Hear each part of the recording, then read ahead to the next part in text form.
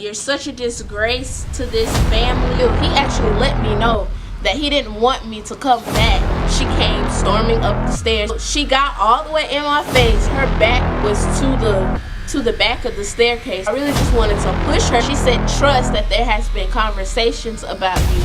There will be generational curses going behind you. She kept saying crazy stuff, talking about the blood. He said, because all I see is darkness around you right now. There's going to be darkness around you. There's going to be depression. I just see dark. It's just, I don't receive that. I don't receive that. Apology from her coming through you didn't help.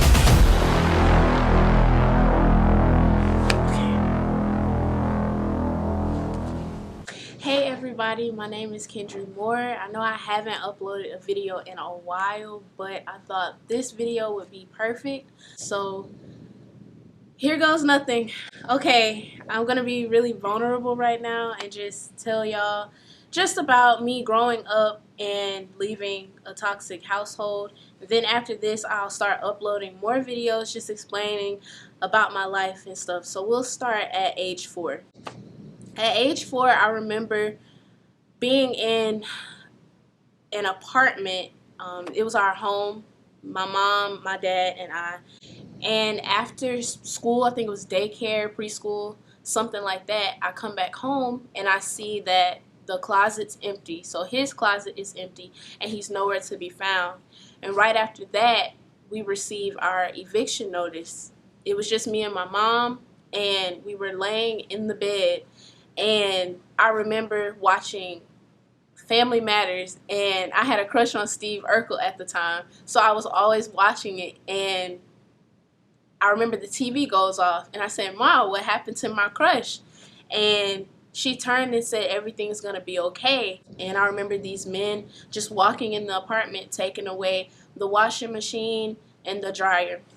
So it was at that moment that I knew that we weren't gonna be there for a long time. And I remember packing up our belongings and then going to stay with my grandma. So after that, I noticed when I was in theater, going to school, that everyone else had a dad there and I didn't have mine. But I wasn't too worried because my mom was always supporting me and she was always there for any event that I had. We moved to a new church called Newness of Life Outreach Center, and they became my spiritual leaders, and that's when things started to go pretty good for a while. I wasn't worried about anything. I never had to worry about a lot, but I always felt like I had to grow up really soon. In that moment, my mom became the praise and worship leader, so she was always at church or either at the college that she taught at the time, and then taking care of me. My mom told me that she had to go to this court and that she was going through a divorce. So she never did want to file for divorce because she always told me that she wanted to fight for her marriage and stuff like that. I never really heard anything bad about my dad because my mom didn't talk negatively about it. She was kind of just like, in a way, protecting me from all of the drama or the negativity at that time. We go over to me being in this office, and I was in front of this lady and she was just asking me a bunch of questions. I remember her saying, you know that you're gonna have to see your dad, right? And at the time, I didn't even know his voice. Like, it wasn't familiar to me, so he was a stranger at the time. I was just saying, no, I don't want to. She said, well, you need to do visitation with him. So I said, I'll agree to visitation. The only thing that I remember that was familiar was him leaving, and that's it.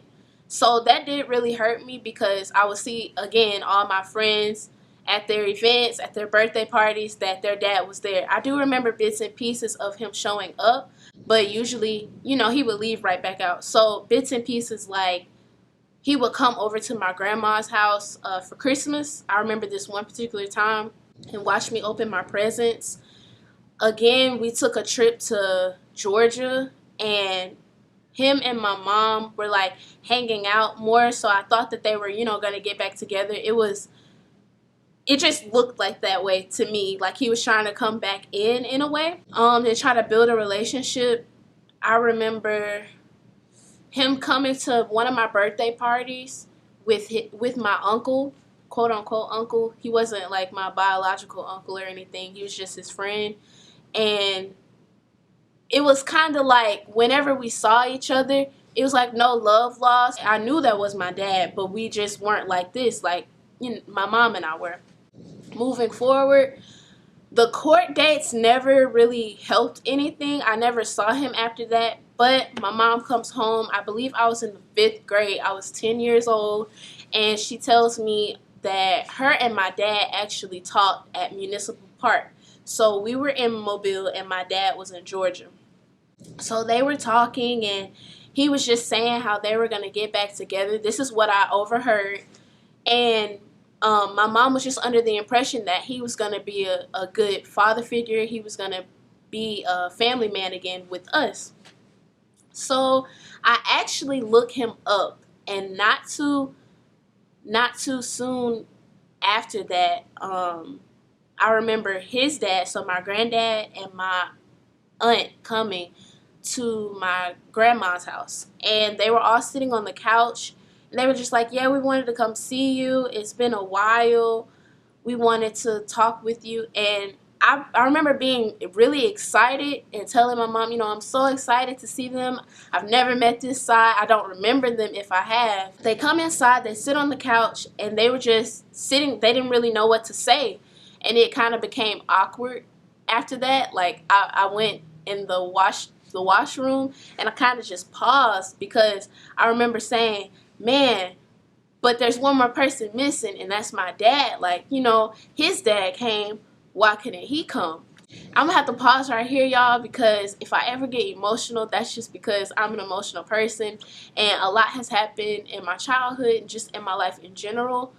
And if I laugh or anything, that's just a coping mechanism. I actually saw on this YouTuber, lady Renee, she explained, you know, just kind of a warning that if she laughs and she does a little smirk, it's just a coping. So I thought that I would input that in the video. So back to me being in the washroom, I told my mom, I was like, Mom, they were just awkward. All they did was like ask for pictures, and then we didn't really talk about anything because we don't know each other. So after that, they left. They were like, you know, it was good seeing you. We'll see you next time. Okay, so we moved to the weekend to go visit my dad. He gives my mom this for sure situation that it was going to be him and me and his house in Georgia. And that he was just going to have fun with me for these 3 days. And then we were going to go to church on that Sunday. He was going to drop me back off wherever the destination was for me to be dropped off at. So I'm excited because my mom's happy. And I know that when my mom's happy, it's going to be something good. We actually meet up at, I believe it was a Popeyes. No, it was a gas station at first. It was a gas station or a Popeyes. And they hand me over. And my dad was just like, you know, it's so good seeing you. I know it's been a while, but we're going to have fun, all that stuff. And I remember this was my first time watching Love and Basketball on the back of his TV in the car. It was like the movie playing. So I put the headphones on. And I noticed him, like, talking to someone, but I wasn't sure who it was. I was still a little nervous because I didn't know this man again. For real, for real. He was still a stranger, but we're on the way to Georgia from Montgomery, I believe. We finally get there, and I get my suitcase out. I see this big house, and we walk in, and I'm at the downstairs level. So I have my suitcase with me, and my dad is helping me get my stuff out. And I hear this voice say, hey, Kendri. And then I'm looking around like, who is that? And my dad says, look up. So I look up and I see this lady, and she was in what looked like a white robe. I only saw the top half of her, and she came down the stairs, and I saw that she was pregnant. I turned to my dad first. I didn't even say hey back. I turned to my dad and I said, who is this? And he said, oh, that's your cousin. And I remember hearing cousin, so just keep note of that. So she came down stairs, and she was like, it's so good to see you. I've heard a lot about you, blah, blah, blah. And she was really sweet. I gave her a hug. I said, hey. And I remember feeling some type of way on the inside because I was like, my mama told me that it was just going to be my dad and I knew something was up. So I had my DSI at the time that I got for Christmas, and I said, oh, I can take a picture of her and like save it in my DSI and like show my mom and see if she knows this cousin or whoever she is. I remember asking her, I said, hey, miss, and she was like, yeah, what's up? And we were actually at breakfast the next day, and I said, can I take a picture with you on my DSI just to keep for memories? And I kind of covered it up like that. And she said, oh girl, I don't have my hair done or nothing. We can take one later. At that time, I actually forgot because I was actually having fun. I do remember that my dad took me fishing, just like learning how to fish, really. Like I didn't catch any fish. I was just practicing with the fishing rod and stuff. And that's about it. But this next day was gonna hit me really hard. We actually come back from somewhere. I'm not sure if it was the grocery store or not, but my dad says, I have a surprise for you. We go in this truck and he says, you're gonna ride with her and I'm gonna drive, by myself. So in my head, I'm like, I don't know this lady, but okay. But before we left, I was actually in the restroom and I wanted to call my mom, but I didn't want him to know. So I called her real quick and she was like, hey baby girl, what's going on? And she was like, are you having fun? Yada yada. And then I was like, Mom, it's something's going on. And then she was like, what? She couldn't really hear me because I was whispering so low. And then my dad was like screaming down the stairs. He was like, Kendri, you gonna stop ignoring me? You gonna stop doing what you want to do? And again, I'm not familiar with this man, so him yelling at me was just like, whoa, I didn't do anything, like I didn't cause anything. And I just had to hang up on my mom and just, see what he wanted. I'm riding with the lady and we're going to this restaurant, what it seems like. And I walk in and I see my two cousins, and I didn't know they were my cousins at the time. They said, hey, do you remember me? And I was like, no. They said, well, I'm your cousin. We haven't seen you for a while, but hey. And they were older than me. So I gave them a hug and I sit down and my granny comes out. And I don't know her either, but she was like, hey, I know you don't remember me, but I'm your granny. And everything seems fine. I'm still chilling, like, I'm ready for the surprise. And my dad says, this is your granny's restaurant. Here's your surprise. And I was like, okay, cool. I'm thinking we're going to get something to eat. Y'all, I'm sitting down and I see baby boy and I see like a baby shower, decorations. So I'm like, who's baby shower? And then I'm like, well, the lady's pregnant. And I put two and two together and I just see like everyone all happy and stuff, and I'm just like kind of confused. And my dad comes in behind me and he was like, oh, this is your real surprise. You always wanted a baby brother, so now you have one. So that just showed me that wasn't my cousin. That was his woman. That was who he was with, and that was his child. So right then and there, I lashed out. I was actually in the chair at the time, and I shook him off me because I didn't want him on me anymore. I just felt like all of that was too much. It was of a shock, and it could have developed another way. He could have told my mom something just to like let me know in a smoother transition than that. The next day, I believe we were actually going to church. Then after that, we grabbed something to eat, and then we went, to the destination for me to be dropped off. So we actually got there earlier than my mom. And I'm walking in the Popeyes. We got dropped off at Popeyes this time. And my dad was like, did you like your visit? Did you like the surprise? Stuff like that. And I was just like, yeah. In the back of my head, I'm like, no. And I'm going to tell my mama everything. And I said, I'm going to tell my mom about everything. And I actually told him. And he said, you're going to tell her about what? And he was so concerned. It's like, what are you going to tell her? Just about my visit with you. He was like, okay. And he slid me this phone. It was like another track phone than what I had. And he said, use this phone to keep in contact with me, just in case something happens. So when he slid me the phone, I was like, okay. But I guess he didn't know that I already had another phone, but I just put it in my bag, and I got in the car with my mom, and there was an exchange of words with my mom and my dad, and it extended into an argument. I didn't even tell her what happened with me, but it was something that went on, and my dad was just arguing with her. I forgot to add this in the part about the restaurants. My granny actually cried when I had to leave the restaurant when it was time to go, because she was like, she's not coming back, she's gonna keep her away. And I was like, what is she talking about? Back to when I was going back in the car with my mom, he as in my dad, was standing outside of the car still fussing, and my mom's just like, okay, never mind then, and called him the N-word. And that was my first time ever seeing her mad. I'm laughing now at it because it was silly. But she drove forward kind of while his body was like still by the car. And I was like, Mom, you won't believe it. She was like, did you have fun on your trip? And then I said, well, she's like, well, what? And I told her everything.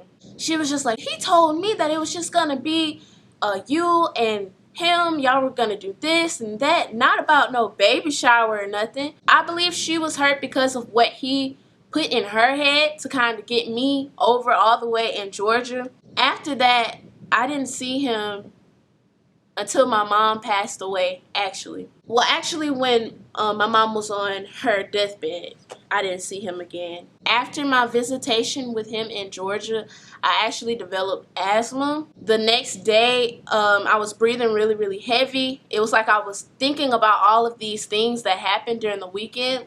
Like again, like I said, it was all a shock. And I was actually peeing in the bed and having an asthma attack. It was just like, I don't know, it was my form of trauma, just all of it coming on me or something. I remember being taken to the hospital and them diagnosing me with asthma. So I got on an inhaler. And after that, life went on. I actually went to high school and stuff. Didn't hear from him. I'm at this apartment with my mom. We actually moved from my grandma's house, and it's just her and I. While I was in school, I kind of had a dream that she was gonna have cancer. So I was just crying. I was like, Mom, don't want you to have cancer. I don't want you to be diagnosed or nothing. I don't want you to die. She was like, I'm not going anywhere, all this stuff. And it ended up happening. And fast forwarding, she actually was in the hospital. And he came to visit me while I was with my godmom. My godmom is actually my mom's good friend back in high school. They actually worked together, and that's how she became my godmom. So while I was with her, I was just thinking about, you know, the holidays and how much I moved. I actually moved from about 6 houses while my mom was in the hospital, only because they didn't know where my dad was. They didn't have him on file. They couldn't reach him or anything. And I was actually in foster care. A quick story about that is I was at school and I was told that I can't go back with my granddad. I can't go back with my godmom. I have to be in foster care because my next of kin wasn't available. I just got done taking a test in biology class. I'm just like, whose house am I going to? Like, I don't know these people. So I was strong in my faith at that young age. So I just said, Lord, just please let it be somebody that I know. It was.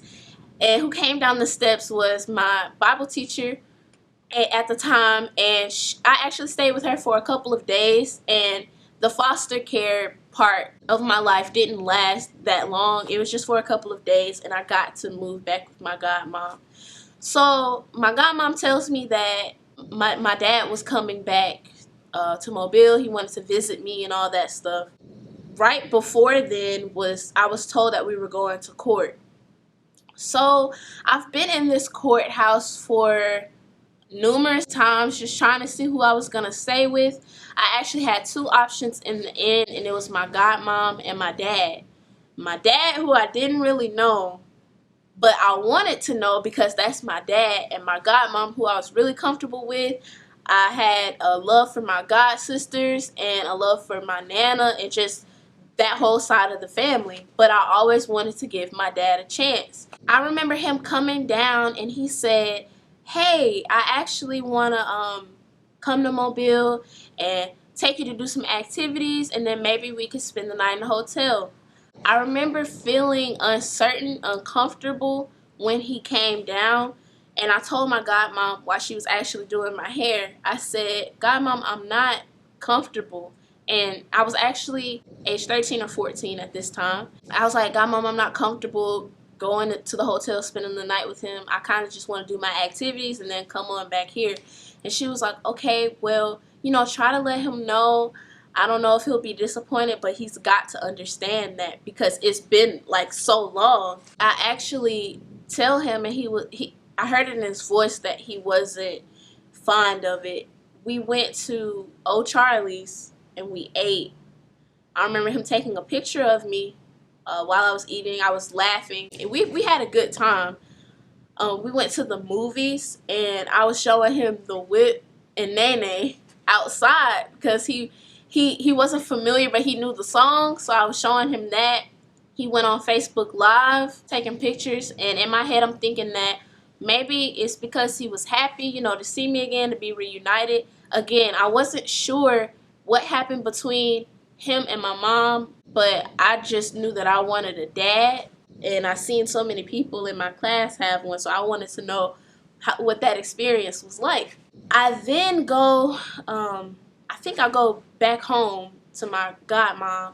After that, I'm back in school, I'm back in class, and I know that I have to leave early because I have to go to this court. So I have to make a decision.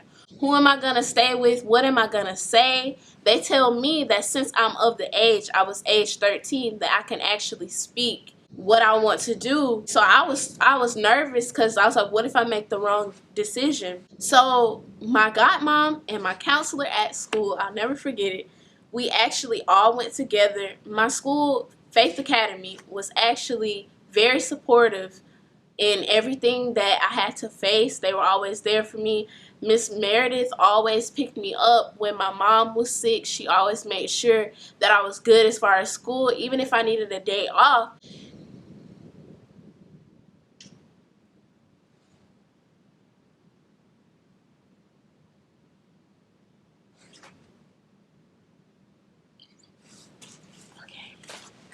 Sorry, but even if I needed a day off because I was tired from helping with my mom, making sure she was good, massaging her back because she was in pains and stuff, she would give me that, and she said, you know, I have another break so I can pick you up later if you still wanted to come to school. If not, just let me know.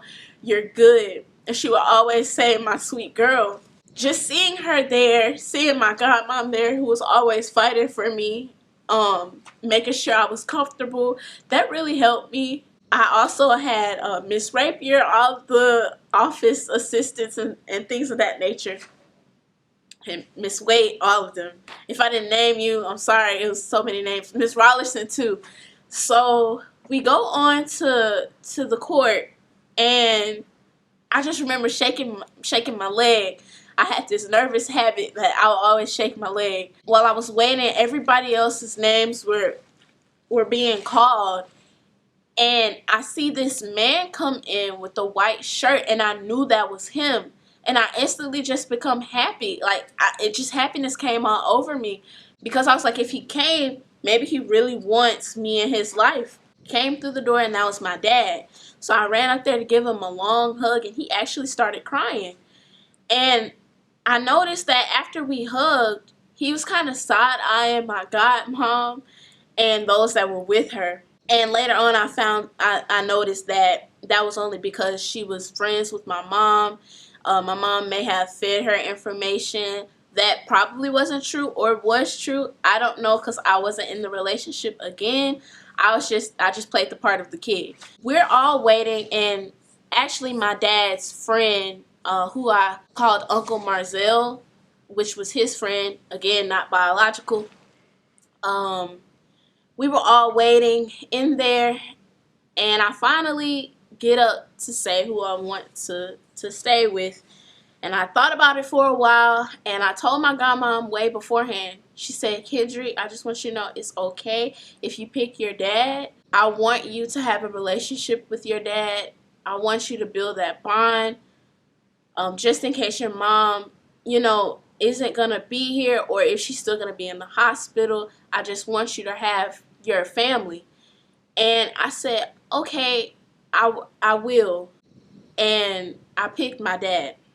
I remember right when my mom died, so many things happened as far as family, as far as like drama and stuff. With funerals and black households, it can be more so a money situation.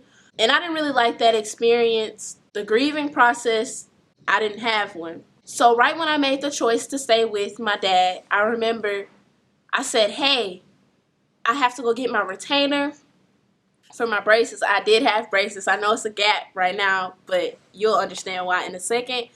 I had to go get my retainer. I had to get my books from Faith. I had to go get the rest of my clothes. And my dad was just like, okay, we can get everything today. And I was like, huh?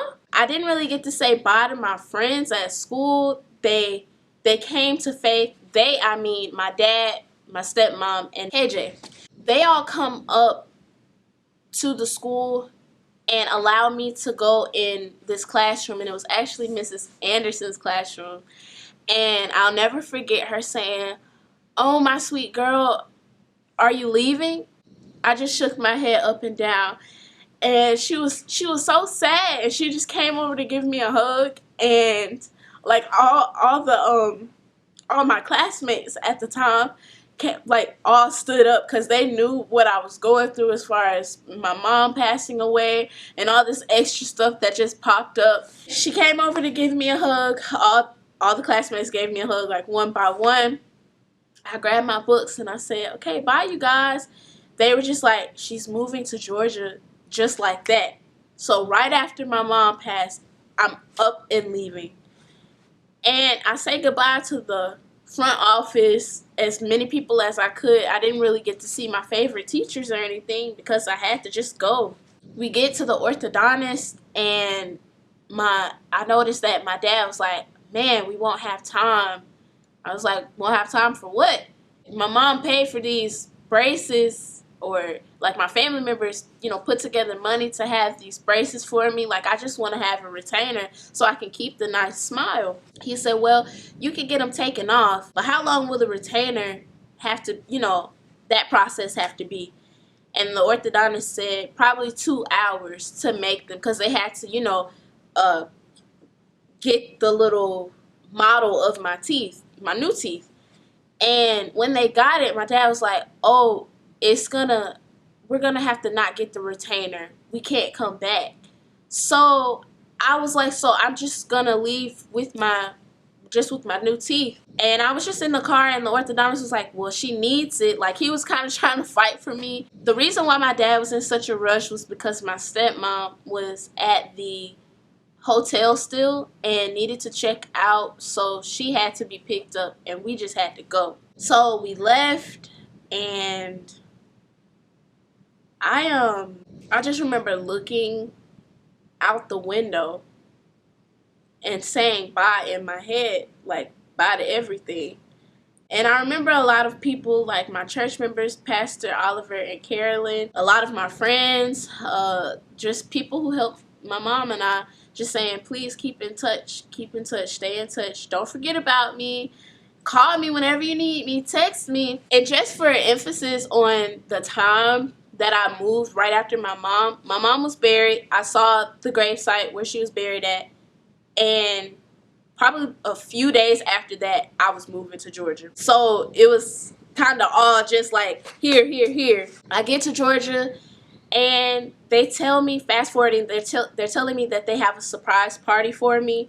Or not a surprise party, because it wouldn't be a surprise. They have a party for me, and I'm going to meet my family members. I'm sitting there, and I was like, okay. And it kind of turned into an adult function. It was more so adult people coming in saying, oh, Kendri, so sorry for your loss. Now, I do remember my Aunt Geisha coming to my mom's funeral. She was and is still very supportive. And I got a plethora of cards from these new friends, new family members, you know, just telling me that everything will be okay and all that stuff. And at the time, I was in the 9th grade, so I only finished half of my semester of 9th grade at Faith in Mobile, and then I had to go to this new school in Georgia. I remember kind of acting out on different occasions. Like, I would just have breakdowns, or I wouldn't want to talk. Now I know that that was my way of grieving. I didn't have a way of an outlet, like letting it out. I always felt like if I told them, they wouldn't really give me any tools to use because they didn't like my mom. So I felt like I couldn't really talk to them like that and let them know what was really going on. At the time, I never let anyone know about the past traumas in my childhood, so I had that on top of me grieving my mom, missing people from Mobile that I really felt like I couldn't have a connection with anymore because of distance. It was in this moment of my 9th or 10th grade year that I started becoming active in acting more in Georgia, because I was already active in acting, performing arts in Mobile. So I decided to continue because that was one of my favorite hobbies at the time, but that was really what I wanted to do as a career choice. I never thought it was stupid. I would have that voice in my head of my mom saying, dream big, go for your goals. You know, if you have a vision for your life, go for it. There's nothing that can stop you but you. So I just always wanted to go forward with it. I remember waking up this one morning, having my clothes ready for this new school. It was a Christian school. It was Arlington Christian School. I got my hair done. I unwrapped my hair, and I broke down in the arms of my dad because I said I didn't want to go to this new school. I missed my mom. And he said, you know, everything's going to be okay. I know this is a lot on you. He was reassuring me. And we moved to this school. So it wasn't too far from the house, actually. And this same house was the house that I visited when I was 10 and I did visitation and first re-met my dad. I go to school, and not too long after that, I know more people. It was actually a small school, but I knew more faces. I knew more teachers, became more active in school. I'm still forgetting to grieve. It's going over my head. I gotta keep moving. I'm in that mindset. It wasn't really helping because my stepmom wanted me to be active in different things on the weekend. Now, I understand having to help people for college, preparing for this, that, and the third. I also really believe in healing and taking the process of grieving correctly. If you kind of push that back, it's going to cause more damage to that person or even you, because that person could just overreact for certain things that they just could have handled when it happened. I remember her telling me that I was going to be going to this woman, I don't really remember the word, but it was basically like a weekend activity with women from all over, and I was going to have a scholarship that would help me for college my 12th grade year. So I was like, okay. Now I was a smart cookie. At Faith, it was a little tough because the curriculum was like out of this world, y'all. But it helped you for college. It really prepared you. I was still smart. Like, I made my grades. I made straight A's. If not straight A's, 1B maybe. Going to these meetings every weekend, I noticed that most of the speakers were like lawyers, doctors, social workers. They were like high up, and then they participated in fundraisers that can help the Black community. So I did learn a lot, but my direction in career path kind of changed because I actually had a talk with my stepmom, and she was just saying that maybe I should have a plan B as far as what I wanted to do in life. And I knew in the back of my head, I'm like, I just want to act. I just want to sing. I want to do performing arts. That's all I know how to do. That's what I love to do. She was just hinting to me that the healthcare field would be more where I wanted to go. But it wasn't like forced at this time. I will say that I was in counseling in my 9th grade year for a couple of months, and I remember it being too expensive for my dad to continue. So it got canceled and I never went back. It was actually a Christian therapist. I was grateful for that. I got a lot out in those sessions, but I only remember a handful of sessions that I had, and then it was back to normal. So it only lasted my 9th grade year, and then I was back to what seemed like reality. Now we go into more toxic situations. This first one will be body shaming, fat shaming. I always thought that I was on the chubby side, but looking back at pictures, I never really was on that chubby side. Not like so worried where I'm gonna be like, oh, my 600-pound life, you know what I mean? But it was like maybe I could kick a little ball here and there just to stay in shape. I just remember my dad and stepmom calling me nicknames.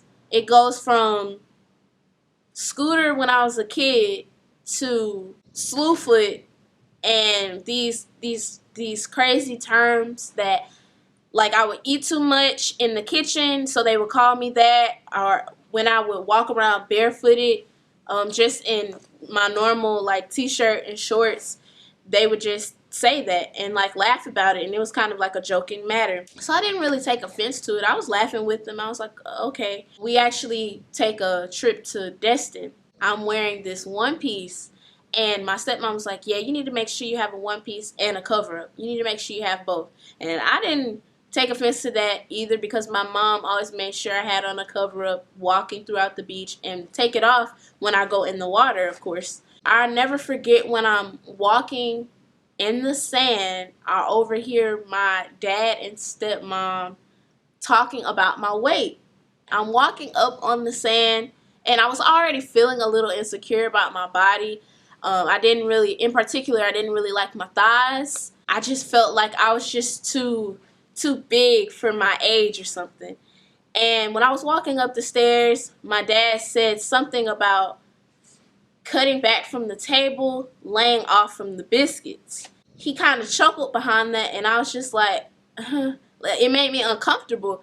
And I really took offense to that, and I didn't really want to go in the water anymore or even play with my little brother in the sand. I just kind of wanted to sit there. So after all of that is said and done, there were several shopping trips that were taken, and I always felt left out. It was always my dad, my stepmom, and KJ in front of me, and I was in the back. Now, this isn't even a year behind my mom passing. This is only we're in probably like a couple of months or less than that. And I'm walking behind them, and I just feel alone. I always feel like I always have to force myself in conversations, force myself to hang out with them, or their spotlight is just on my little brother. And I've never experienced growing up with a sibling, so all of this was just new. After a few times of the body shaming, we go into me in the house. So back to the house, I stopped eating. I have this episode where I just don't eat. And that's when depression comes in, and that's when anxiety starts to form. And I didn't really know what all this stuff was. I just felt the feeling of heaviness, and I always felt like I wanted to go to sleep. I said, well, maybe if I just like don't eat, they'll say something, they'll care about me. Maybe if I just stay in my room, they'll come in and say, hey, what's wrong? Do you need anything? Ask me about my mom. Nothing. I remember my dad takes this trip to Miami, and he tells me that he was taking a guy's trip, and it was just going to be my stepmom and I in the house. So he goes on the trip, and I was like, I felt some type of way, because even through all of the janking, body shaming, and stuff like that, he and I were still close. And my stepmom actually got jealous that my dad and I were close. She would say to him that she felt as though I was talking, or we were talking behind her back to each other and not including her in the conversations.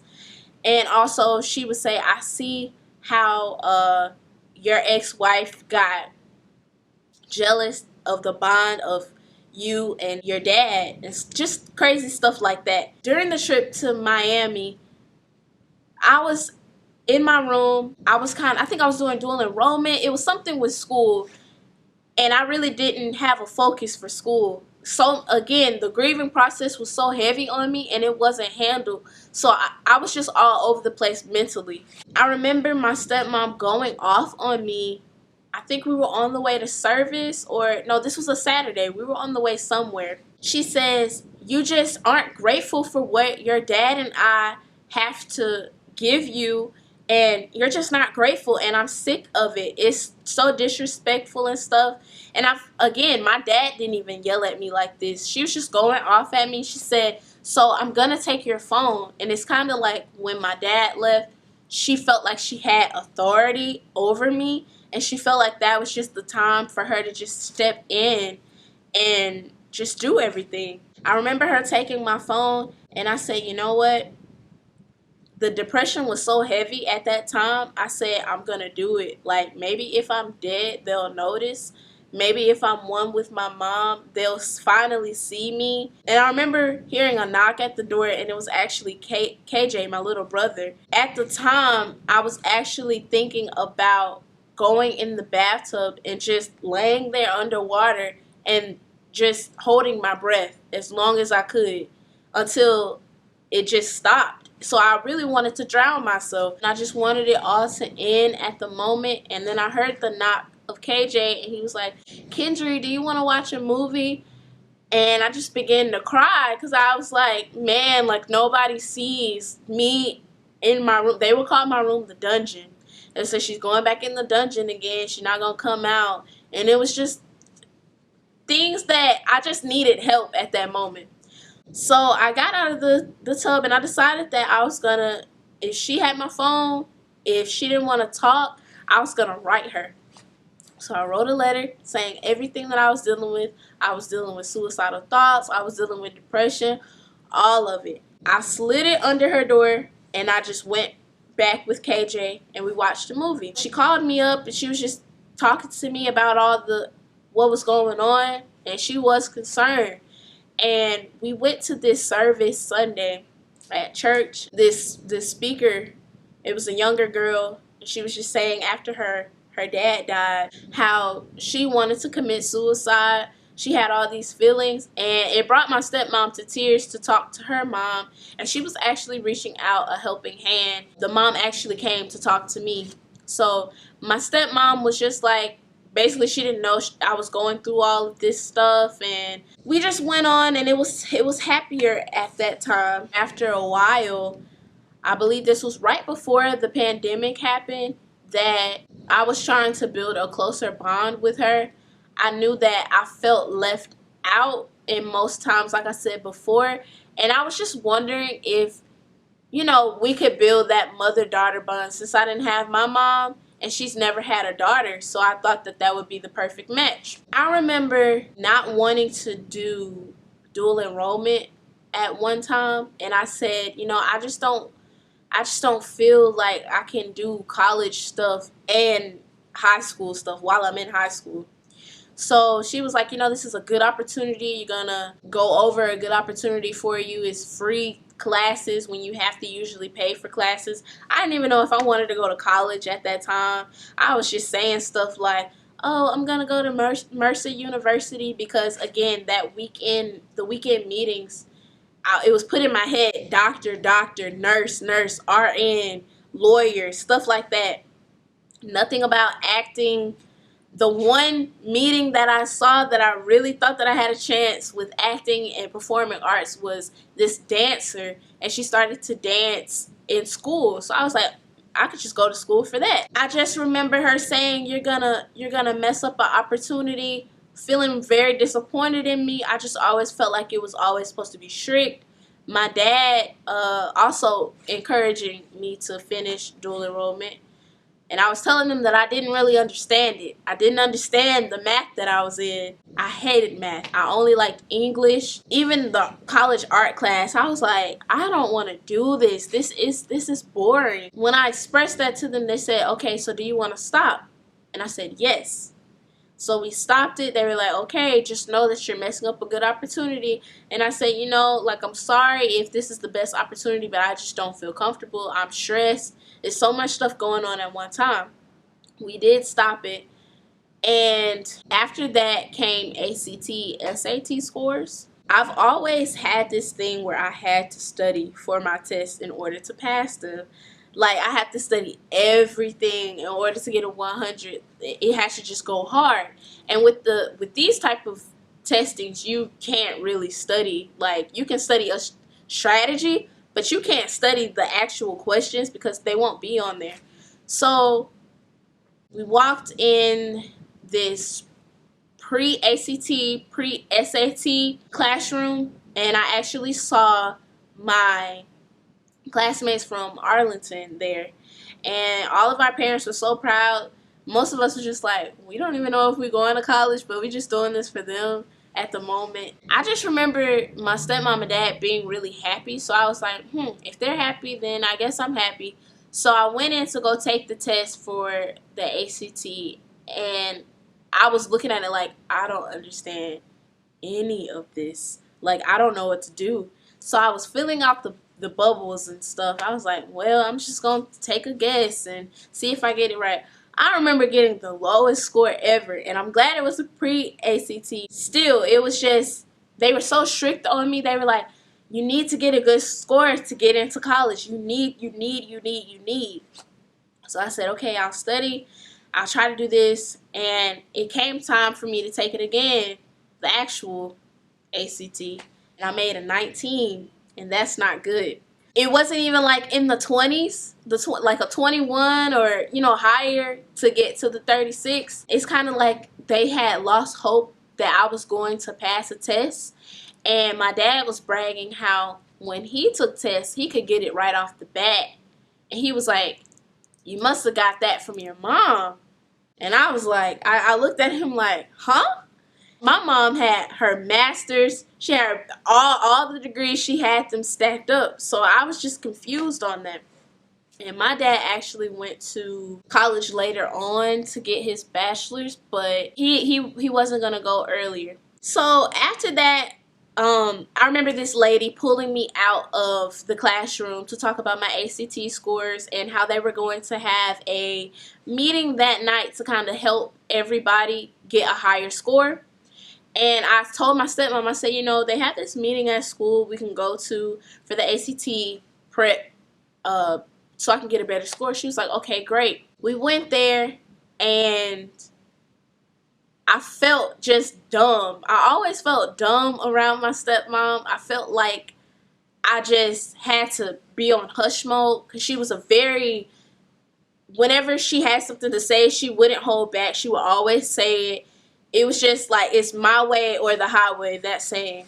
So we leave out of the room, and the teacher is following me, and she says, hey, Kendri, I think you have something called testing anxiety. And she was just like, you know, you just get a little nervous before your test. You may even know the material, but she was like, you're the type to answer a hard question right and answer an easy one wrong. I can't begin to even explain the feeling that came over me because that's exactly how I felt taking any test. I always second guess myself. I was just like, tests aren't for me, but I'll do homework like in a hurry. I'll do that. My stepmom didn't really understand, and she was just like, you need to get these right. You need to get into college. And I began to break down in front of the teacher that was telling me. And I remember feeling comforted from the testing teacher and from every other parent that was there at the school. But my stepmom was just standing there with her arms folded like, you just got to take the test. It was no comforting in that time. And all the other moms were just like, you know, it's going to be okay. You know, you gave it your best try. All you can do is do it again. After that, we walked outside, and she was like, well, what's wrong? And I was like, she told you she thinks I have testing anxiety, and I just don't do good on tests sometimes. I need to study the material. And she was like, well, we'll just try harder. We'll try harder. Let's just say the test score didn't even go high. Probably take it one more time, and after that, it's just like, okay, we got to buckle down to what college. My dad and my stepmom asked me, what college will I go to? And what I had on my locker at the time was Mercer, because of my weekend meetings with different women, just telling me about their careers. And I chose Mercer because I felt like that was one of the top schools in Georgia. So I was just like, I'll just pick that one so, I can work up to it. You want to go to a good college so everyone can be proud of you. That was my headspace. They were asking me what was my plan B. That's all they would ask. They didn't ask what I wanted to do. They just said, what is your plan B? So I said, I'm not sure. And they were like, maybe look at healthcare fields, look at doctors, and see what you like. So I looked on my computer and I saw anesthesiologists, and I saw how much they paid. And I kid you not, I chose that because of how much they paid. I didn't choose that because I wanted to be a doctor or I was fond of that career path. I chose it because, hey, a black anesthesiologist, they're going to like this one. So I went back like probably the next week and said, hey, I found my plan B. I'm going to be an anesthesiologist. There's not many black people that do that, so that's what I'm going to be. They were like, oh my gosh, okay, yes, there aren't many black anesthesiologists, all that stuff. At that moment, I found that they were proud of me. I actually had to do this senior stand-up thing at my school where all the seniors had to stand up in front of a chapel event, and the parents came of the seniors and they would hear what the seniors were going to do. And I heard one of these guys say, I'm going to be an artist. I'm going to go to SCAD. And I was like, man, because he really likes drawing. But all of the students wanted to do what they actually liked. Like, they actually did that at school. I said, at this time, maybe I could just throw in that my minor is going to be acting or performing arts, because I still have that little part of me at school. So I said, so my major is going to be pre-med anesthesiologist, and my minor is going to be performing arts acting. And when they heard performing arts and acting, everybody started clapping, because that's truly who I am. That's who I was at school anyways. So I remember Miss Jones, my favorite teacher besides Mr. Sylvain and my other favorites. She came up and said, yes, Kendri, performing arts, I could see that that's all you. And she didn't mention nothing about the pre-med anesthesiologist. After that, I actually went looking for colleges, and I was discouraged again.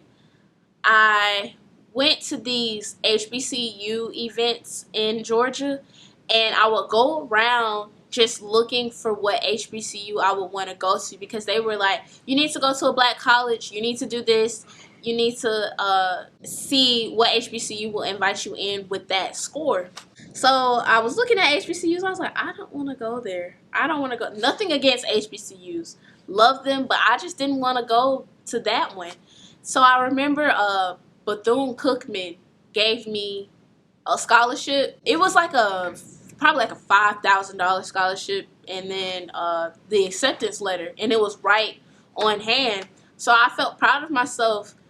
I was like, oh, okay, I just got an acceptance letter, my first acceptance letter. Acceptance letters started rolling in, and most of them were HBCUs. I just didn't feel that those HBCUs for myself, for my plan. I did know one, which was Alabama State University, and then I said for a plan B, I'm going to do Kennesaw. I just was like, I'm going to look at Kennesaw's theater department, and I'm going to look at ASU's theater department. ASU would look more of my type of theater, type of vibe, and I was looking at the videos, and it was just confirmation for me that I wanted to go to that school. So I just kept it on the back burner. I looked at Kennesaw and I said, there's no way I'm going to get into this school. Their ACT score, I forgot what it was, but then COVID happened. COVID happened, and I am in the 12th grade at this time. Graduation was soon approaching. Prom we thought was gonna approach, but it got canceled. And I'm staying at home more doing virtual learning. Graduation process is coming, so we're getting things ready for school. And I remember walking up to this table. I just remember feeling like I should just fill out the paper.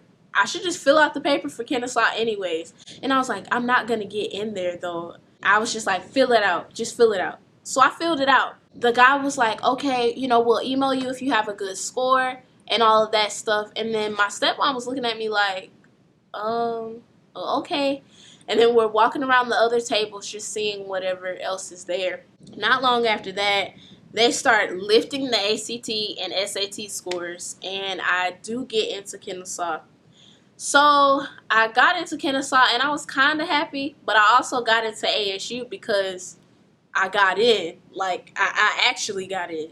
I was trying to pick which one, and I remember telling my stepmom, I said, hey, I got into ASU. She was like very a multitasker, and again, when I would talk to her, it would be for a brief moment because either the phone would ring or she was busy with someone else, and I just felt like the time wasn't made for me, so I just stopped trying in a way. We go on, and I tell her about ASU. It was actually her alma mater. She was just like, okay, that's good and all that stuff. She's like, just write it down, have your college stuff ready to give to your principal. We move on to graduation. I remember getting a great GPA in high school, 4.0, and then, just getting everything together. I remember getting the rope colors and getting my stole, and it was actually a gift from my dad and my stepmom. I remember them putting on the stole a stethoscope, and I just kept looking at it, and I was like, okay, I'm gonna be a doctor. And then I also saw the drama mask, so that part made me happy. And on it, I saw my mom's name on there. It was Jennifer Moore. So I put it on, and I was so happy. And I actually won the award, the AJC Cup Award for best all-around student at graduation. And a lot of people were just telling me that was one of the awards that, like, you have to be the best of the best to get that award. So I was very happy to get that, and I kind of put it in memory of my mom because she wasn't there, and she passed away. So I walked that day with pride, and I was very emotional about it. Doubling back some, the relationship between my village in Mobile and me going to Georgia kind of went down because I actually stopped calling because of what was put in my head. So my stepmom and dad were just always forcing that people in Mobile weren't there for me when they were the only people who were there for me. And I had to really pay attention to that because I felt like they were trying to detour me from coming back to Mobile and just trying to keep me within the vicinity of Georgia and just not, knowing different things or knowing different truths of my life. Those relationships got cut off because I was just under the impression that they weren't there for me or they were no good for me, just based on what my guardians said. So after my graduation, I remember being very excited just to start my journey for college. I wasn't sure what to expect, but I was just excited for the move. I remember packing a lot of things because I was wanting to just keep memories from my mom. And I remember my stepmom and dad saying, why are you packing so much stuff? You're only 45 minutes to an hour away. You could just come back to get that stuff. But I always felt the need to just basically pack most of my stuff and just go. So I get there. I'm actually liking the dorm experience at first. I'm liking my new friends.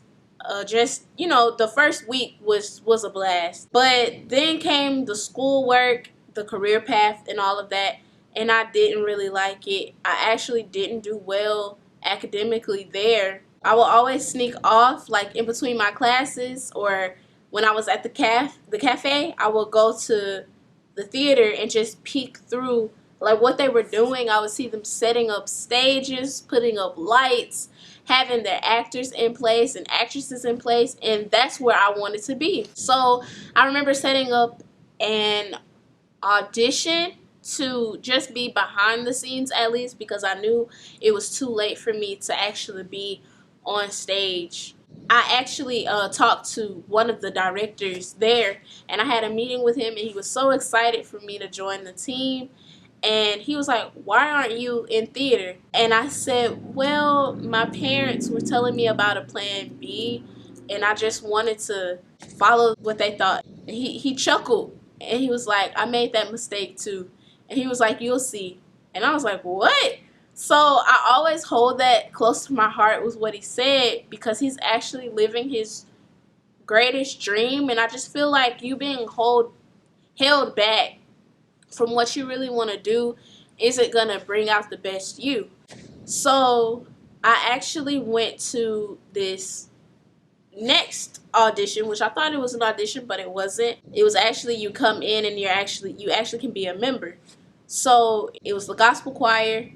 I joined there and I felt at home. That was just one piece of me where I got out of biology, all this math, all these sciences, and I was me. So I went in practices all the time, never like missing them. I got my friends in on it, and we were all there, and we just had a blast. I remember discovering that I was so overwhelmed with all this work that I didn't want to do. Like, it would have been different if it was the career path that I really wanted to pursue, but since it wasn't, it was just stressful, and I just remember being like frustrated. So grief, stress, all of that in one. I did partake in drinking. My first time was with my birthday. I was turning 18, and I thought that was cool. Peer pressure at its finest. And they were just like, you gotta take a shot. You gotta take a shot with this. So I was just like, what's one gonna do? And it did a lot, because it just kept going. But I had my great friend with me to help me go back to my dorm. After that, I went again and participated in it again, and I said that I would never do it again, because what if those people know who you truly are and they see how wishy-washy you are?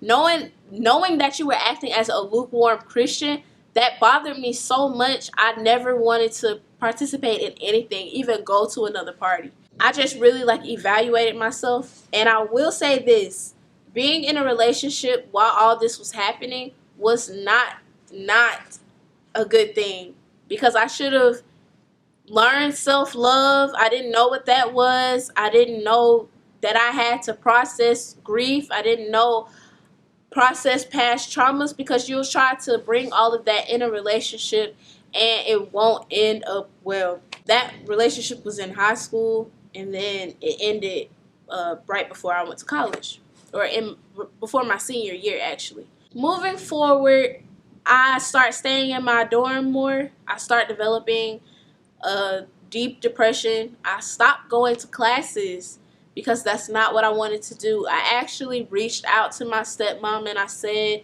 "Hey, I don't think this is for me. I really want to drop this class. I just want to do what I know that I'm called to do." And she said, "Just give it a try. I'm sure it'll be fine." And she was trying to encourage me to keep going with that dream, that vision that they had for me. But I just didn't want to keep going. So we move forward to me meeting Titus. So my current boyfriend now, this is a delightful story. So we go way back, quote unquote, because we actually went to school together at Faith. We weren't the best of friends, but we knew each other, so he wasn't like a stranger or anything. So I started like posting more pictures on Instagram and just finally seeing beauty in myself. So I was like, hey, I'm just gonna start taking more pictures, start going out with my friends more, and just like getting out of this room. And my friends really helped me in that depression time. They knew where my heart was. They knew that I liked acting. They knew that I liked performing arts. So it wasn't foreign to them to just be that helping hand to be like, hey, Ken, let's go do this. I tell my dad that I met this guy that I actually knew previously in high school, and I really like him, and I was just telling him all the characteristics, that he's a Christian guy and all that stuff, and he was just like, okay, cool, keep that in mind. He was cool with it. We moved forward in the talking stage and then on to dating. And Titus came at the time where I was so depressed with school, just done with it. Just talking to him would just help me get me through my days. And it was basically like an outlet.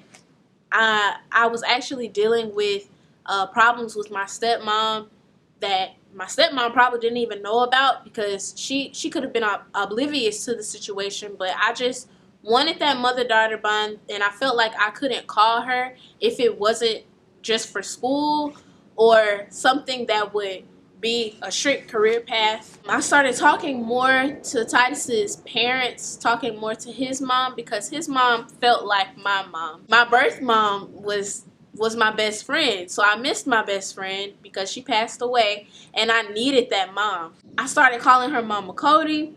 We started texting, calling each other all the time. And during this time in school, I didn't really call my parents like that, because they didn't really call me. And when they did, it was kind of like, hey, how's school going? All that stuff. All right. And that was it. Back to me and Titus dating. We're going on to Valentine's. Nope, I skipped a part. We're going to Christmas around that time. So I say, hey, I'm actually on break. I say, hey, I'm thinking about seeing my granddad in Mobile. It's been a minute. I want to go see him. So Titus was like, hey, while you're going to see your granddad, why don't I take you out on a date? Will you be down for that? And then I was like, yeah, let me just run it by my dad. And, because Titus actually wanted to meet my dad and my stepmom. I told my dad, and again, he says, okay, cool. I'll drive you there on whatever day we went. I believe it was like a weekend. I'm not really sure. I said that I would stay at my Aunt Betty's house, and I let my dad know this. So we're driving to Mobile. Right before we get in the car, I say, hey, to my stepmom, I said, hey, do you want to come meet Titus too? She says, no. And so I was like, well, okay, he just wanted to meet you guys, because I know he's going to take me on a date this weekend while I'm here. And she was like, okay, have fun. She didn't come. So it was just me and my dad. And I remember we stopped at this rest stop because he had to go use the restroom and get something to drink and stuff. And I remember dabbing on some makeup because this was my first time seeing Titus, and I wanted to look like, okay, and not like sleepy from the naps and stuff. And my dad came out, and he was like, uh-oh, somebody's trying to look cute for somebody, like joking manner. Everything was cool. We get there. We're actually at Waffle House because I actually wanted some Waffle House, and Titus was like, hey, I guess we can get some breakfast here. We're there. We pull in, and my dad was just like, oh, is this the guy? And then I said, yeah, that's him. So I'm in the car still, and I'm just trying to get my bags out, and my dad met him, and he didn't really say much. He was just like, hey, nice to meet you, all that stuff. He said, all right, well, y'all have fun. I think I'm going to go down to the Piggly Wiggly or something. I go in Waffle House, and me and Titus are just talking, catching up, old times, talking about high school, just talking. I come back outside, and I call my dad, and I say, hey, Dad, we're done at Waffle House. I'm thinking my dad's going to come pick me back up from Waffle House. And he says, well, you can just go with Titus, and y'all can just hang out. I'll meet y'all later at your granddad's house. So I'm like, okay, cool. I get in the car. We're driving. We're listening to gospel music. Y'all, we're having a good time singing these old school songs. And we finally get to my granddad's house. And my granddad was looking out for me, and he was like, oh, okay, this Titus, and they meet each other for the first time. We actually stayed on my granddad's house for a good while because they were just talking. My granddad was talking for a long time. So we were just in the house until this worship night that night. that Titus had going on. My dad says, all right, well, I'm gonna go ahead and go on back to Georgia and all that stuff. He drives back, and I get in the car to go to worship night. I go to worship night, go on live. After that, I remember staying with my Aunt Betty. I let my granddad know that I would be over my Aunt Betty's house as well. And he said, okay, I can pick you up from there and we can hang out some. And I said, okay, cool. One of my aunts actually comes to take me to go get my hair done for the date with Titus, because we go to Bellingraph and then we went out to eat. That's when Titus asked me to be my girlfriend, to be his girlfriend. Lord have mercy. So I was really excited. I said yes, of course. And then moving forward, I post pictures on my Instagram. We actually made a couple of TikToks together, and it was fun. My Aunt Betty actually meets Titus, and she's fond of him. She loves him. And they were talking. And then as I'm going back home, I noticed that like the vibes off at home. So my dad says, Kendri, I didn't know you had a boyfriend. And then I said, oh yeah, Titus asked me out at Bellingraph on the date. And then he's like, okay.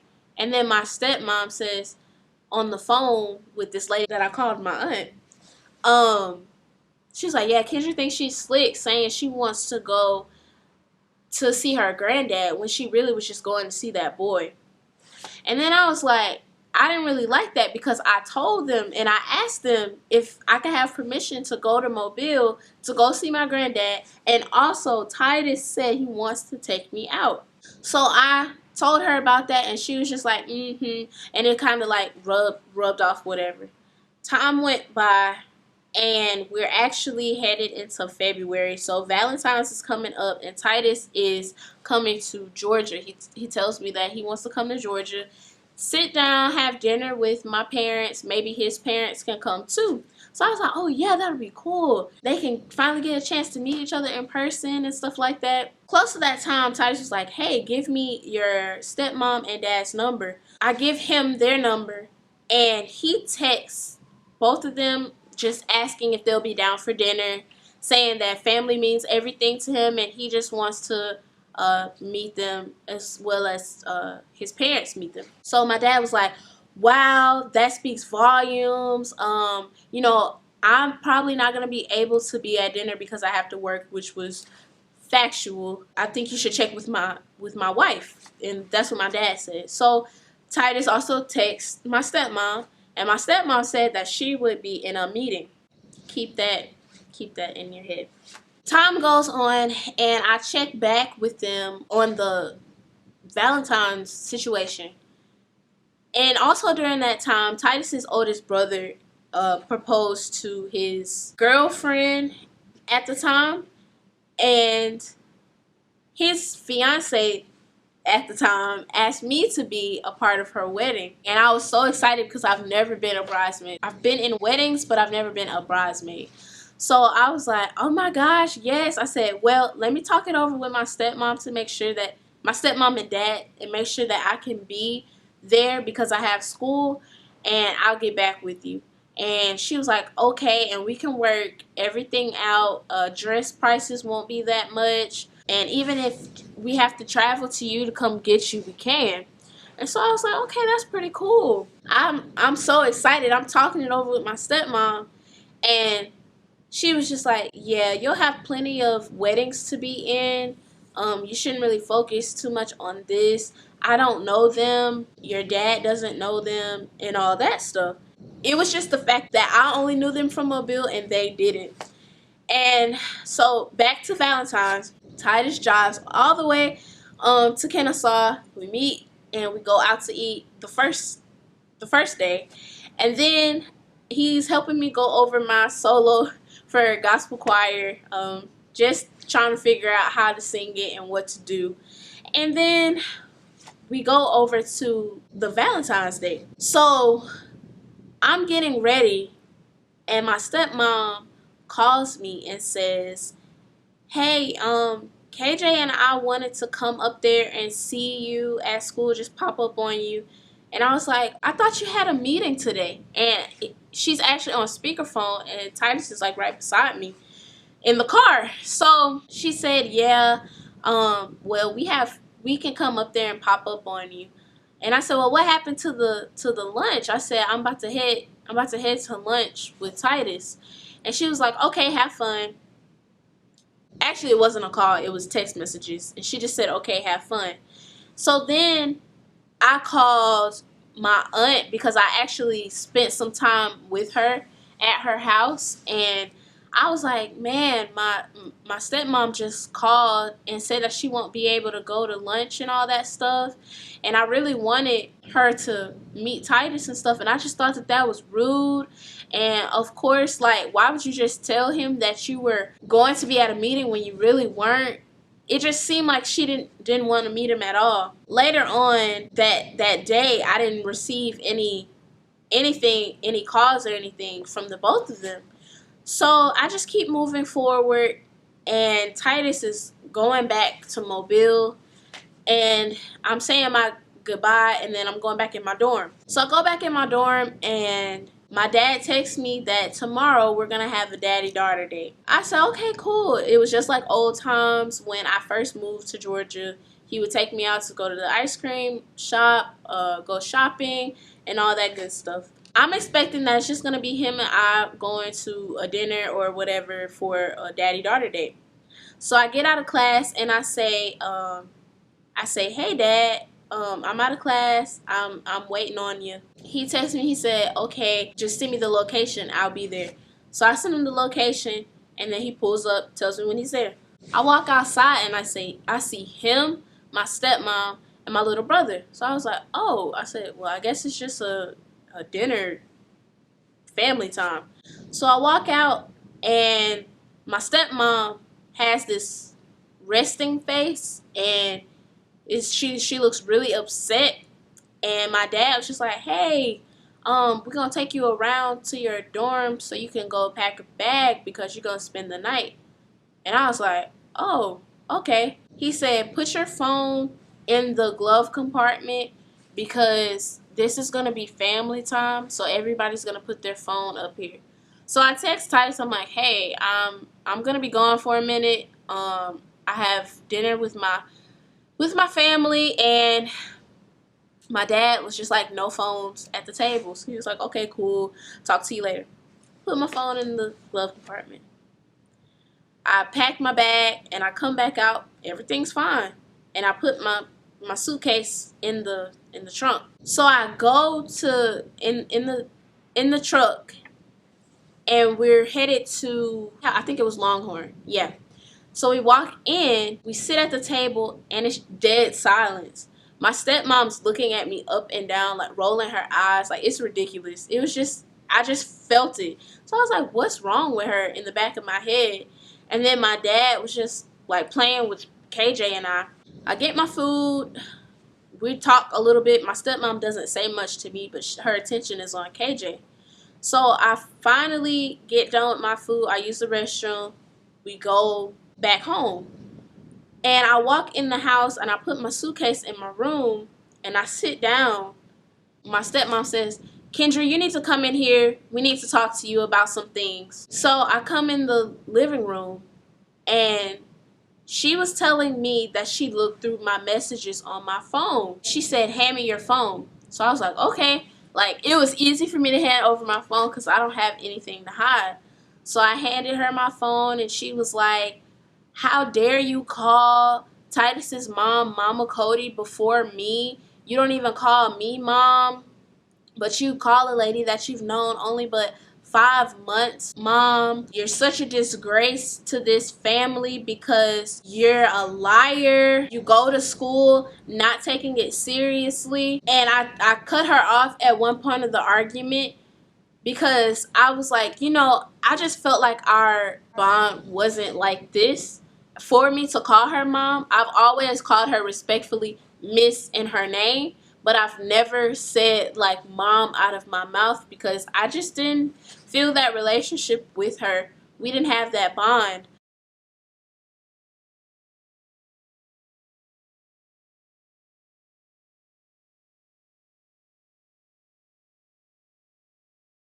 she began to just say crazy things, saying that I was being fast, going to Mobile, wanted to see a boy instead of seeing my granddad, which wasn't true. Back to the disgrace. She was saying that I was a disgrace as far as the household. So KJ began to come down the stairs, and while she's fussing at me, and he sees that I'm crying, and she says, KJ, go back upstairs. And he just runs back upstairs and closes his door.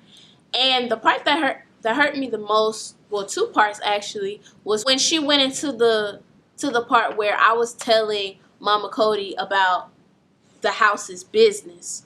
And the only thing I mentioned to Mama Cody was about that my stepmom seemed sad. She seemed depressed because of job situations, as far as the virus going around, and I wanted that bond. And Mama Cody gave me the advice that maybe I should talk to her to do a brunch or something, and we could just talk about it all when she has some free time. And that was basically it.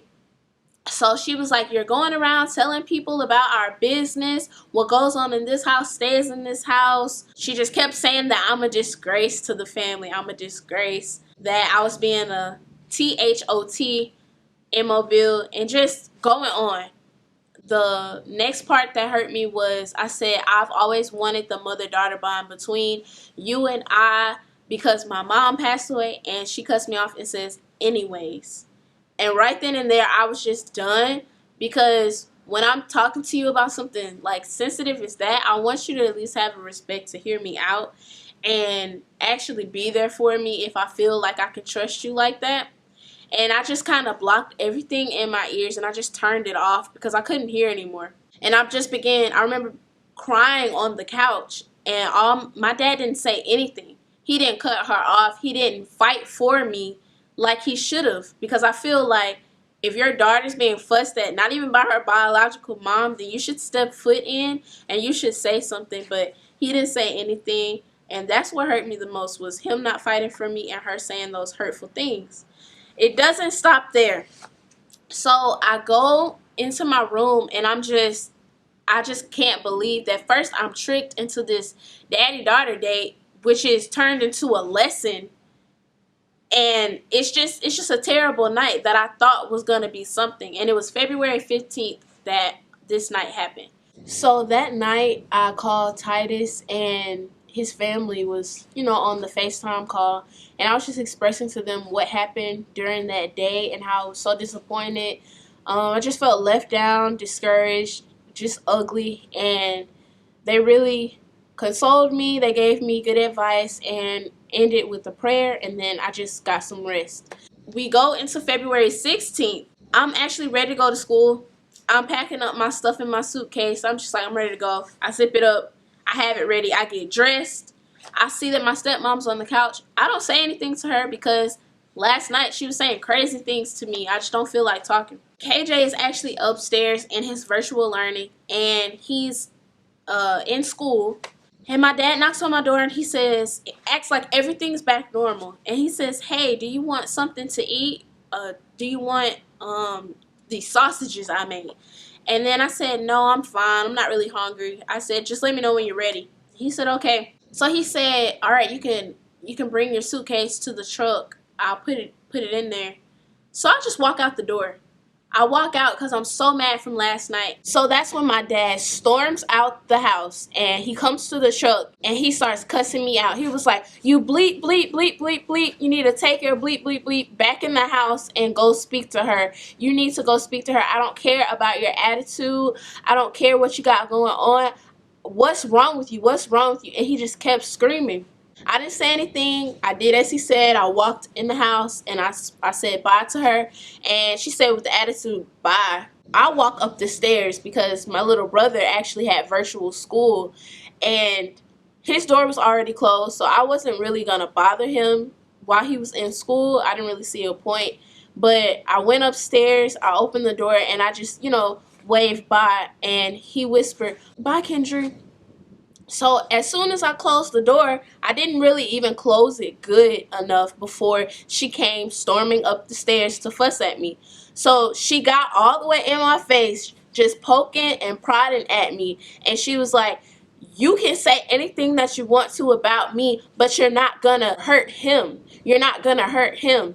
And I was like, what is she talking about? But it clicked that she was talking about my little brother. But I didn't hurt KJ. The previous night, as I said before, he came down the stairs and he was, trying to sit and enjoy family time, this Valentine's date that they planned, but he got sent back upstairs. And after that, I didn't even say anything to him. So she kept poking, and at that moment, I was to the point where I finally wanted to lash out.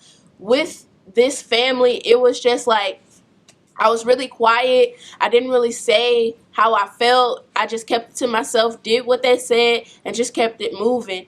But at that moment, we were up on the stairwell, and her back was to the back of the staircase. So I really just wanted to push her because she was in my face so much, just poking. But I just kept my hands to myself, and I just said yes ma'am to everything that she said.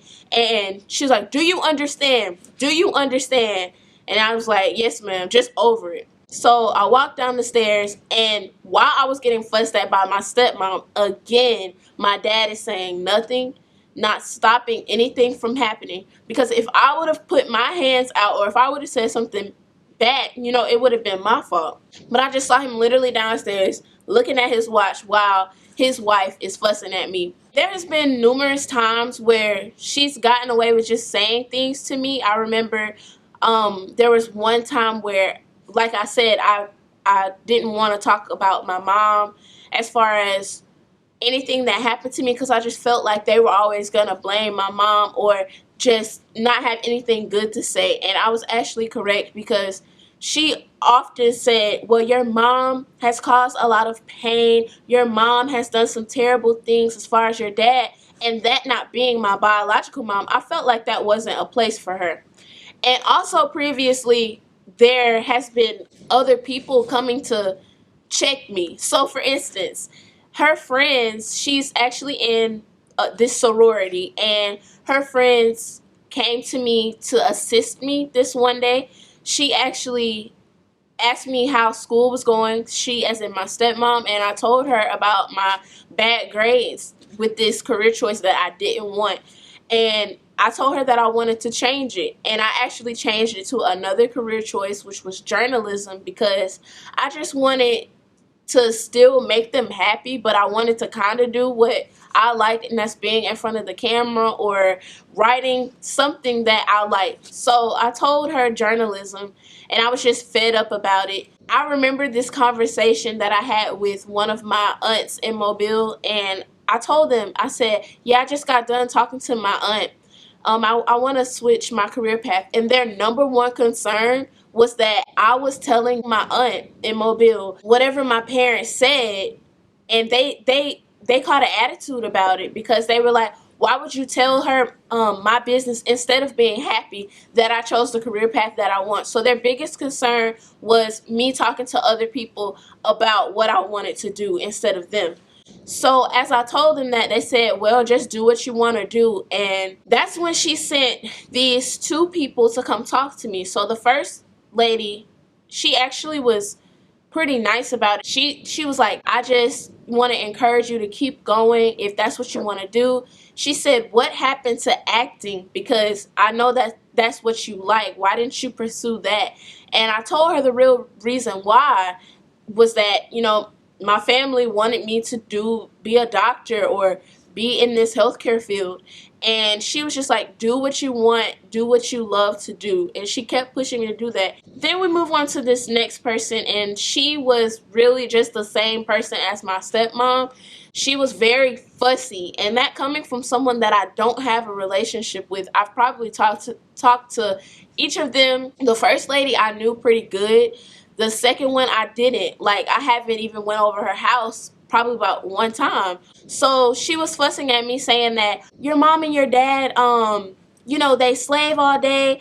They have to pay for your schooling and all of this stuff, and just, going at stuff that I already know about school. Of course, I know that you have to pay for it. Of course, I know that, yes, my studying decisions didn't work, or I needed to change some things, but that's just not what I needed to hear. and coming from a person that I didn't know, just fussing at me like they were my biological mom. She then told me, give me a call back when you have this, that, and the third done, because I'm so disappointed. I'm so disappointed in you.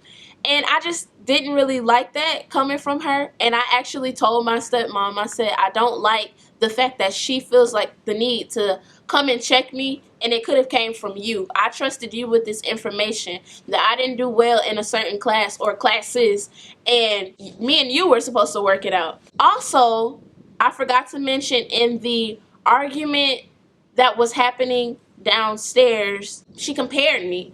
She said she looks at her high school friends or her college friends on Facebook and sees all the things that they're doing in school and says that she can't say the same for me. She says that's when she said that I was a disgrace. I've always felt like I was never good enough for them in a total. I always felt that I wasn't good enough for my dad because of course he left, and I felt like I always had to work for a relationship with him when I really shouldn't.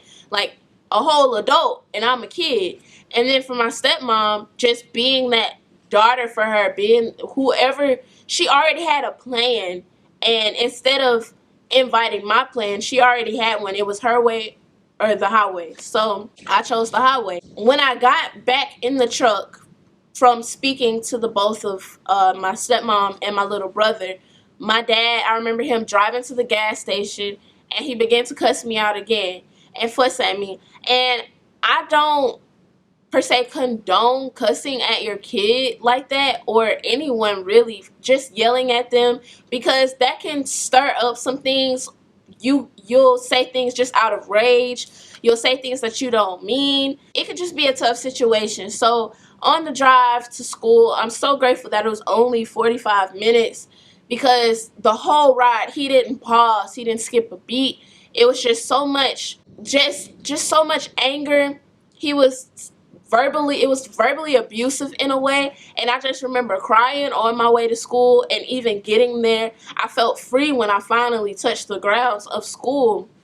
So I went in the back seat to grab my suitcase that I packed and my other belongings, and I didn't even close the door good. He just zooms off.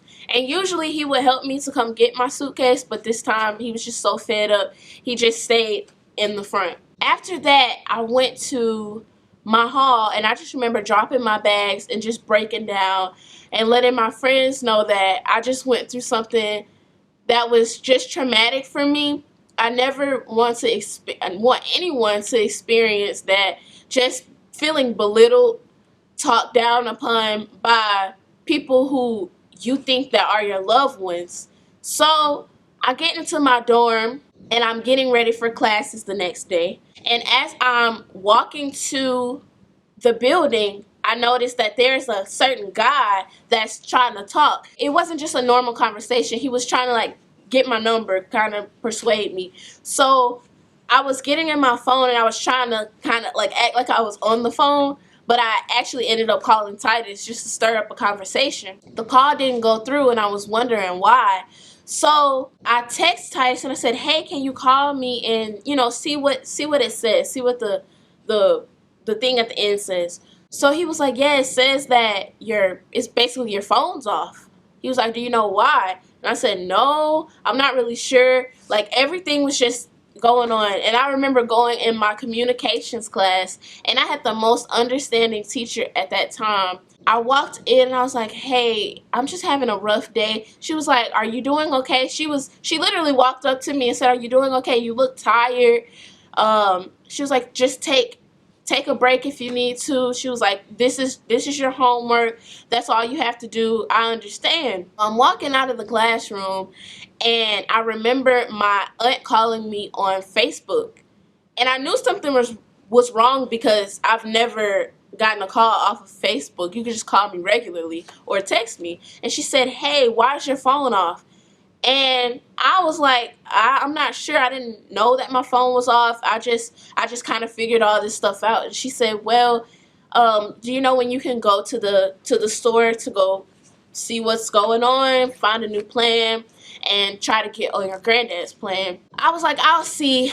I actually got reunited with my cousin, and why I was so particular in telling you this in this video about me choosing Kennesaw was because my cousin stayed probably a couple of minutes away from Kennesaw, so she was able to come to Kennesaw and always check on me, and we rebuilded our relationship. Now, the three cousins, our relationship did go down because we just didn't talk anymore after my mom passed away, and a lot of family drama happened that they didn't even want to be in, and it was all understandable. I just remember telling my dad that, hey, I'm reconnected with blase, blase, and blase, and I'm so excited that we can all be cousins again. And he was just like, why now? And he was just so negative about it. Why now do they want to come back? And in my head, I was like, I can kind of say the same for you, but I mean, you know, I'm just happy that it's rekindled. I'm talking to this cousin about everything, and we actually take a trip to the local T-Mobile. So I'm going to, you know, look for what's going on with my phone, and I finally figured out that yes, it is off and I need a new plan. So my cousin says, hey, I want to get you a new phone, you know, just a treat from me. We'll buy it today. We went and purchased the newest iPhone at that time, and I actually got on another plan. So I'm going on about my day. I'm riding to back to school, and I say, oh, let me text my dad, and it's not clicking that my dad turned my phone off. So I text him, I said, hey dad, this is my new number. Immediately he calls me, and he hasn't called me ever since the argument. He cusses me out again, and he says, what the bleep bleep did you get a new phone for? And I said, because my phone was off and I needed one. It's a big campus, and that's what one of my cousins was saying. You're on that big campus without any way to contact anyone. So her concerns were just that was irresponsible for whoever turned it off. My dad was just furious that I went and bought a phone, and I was wondering why he was so furious. He said that I'm not listening to God after he just cussed me out. I'm not listening to God. I'm not in my prayer time, yada yada. So I was just like, well, you know, I just thought that it would be a good idea to get a new one. So then he goes into saying, so you think that you can just be by yourself? You think that you can live by yourself? Do you think that you can live without me? And then I said, huh? And he was like, do you think that you can live without me? And I said, well, I have before.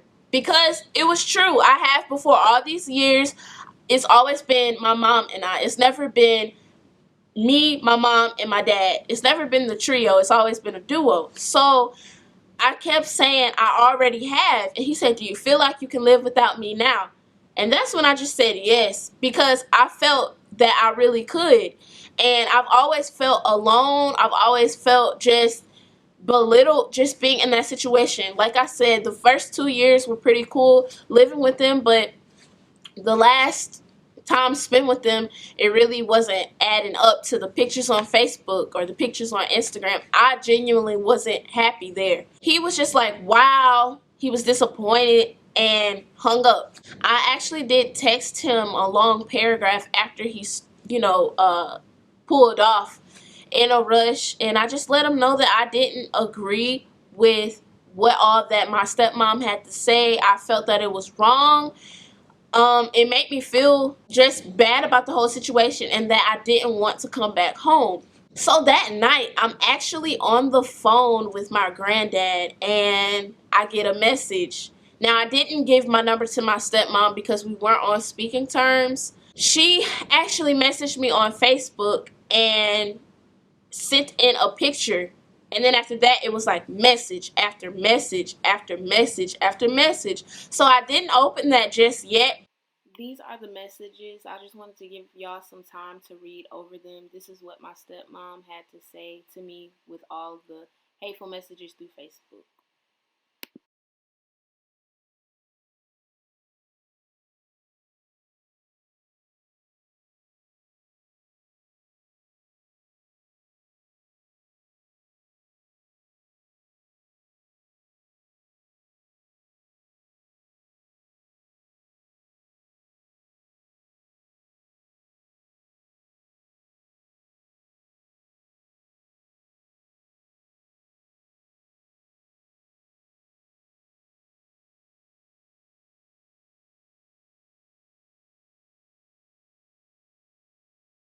I got a notification from Titus, and it said, hey, your stepmom put me in a group chat with your aunt.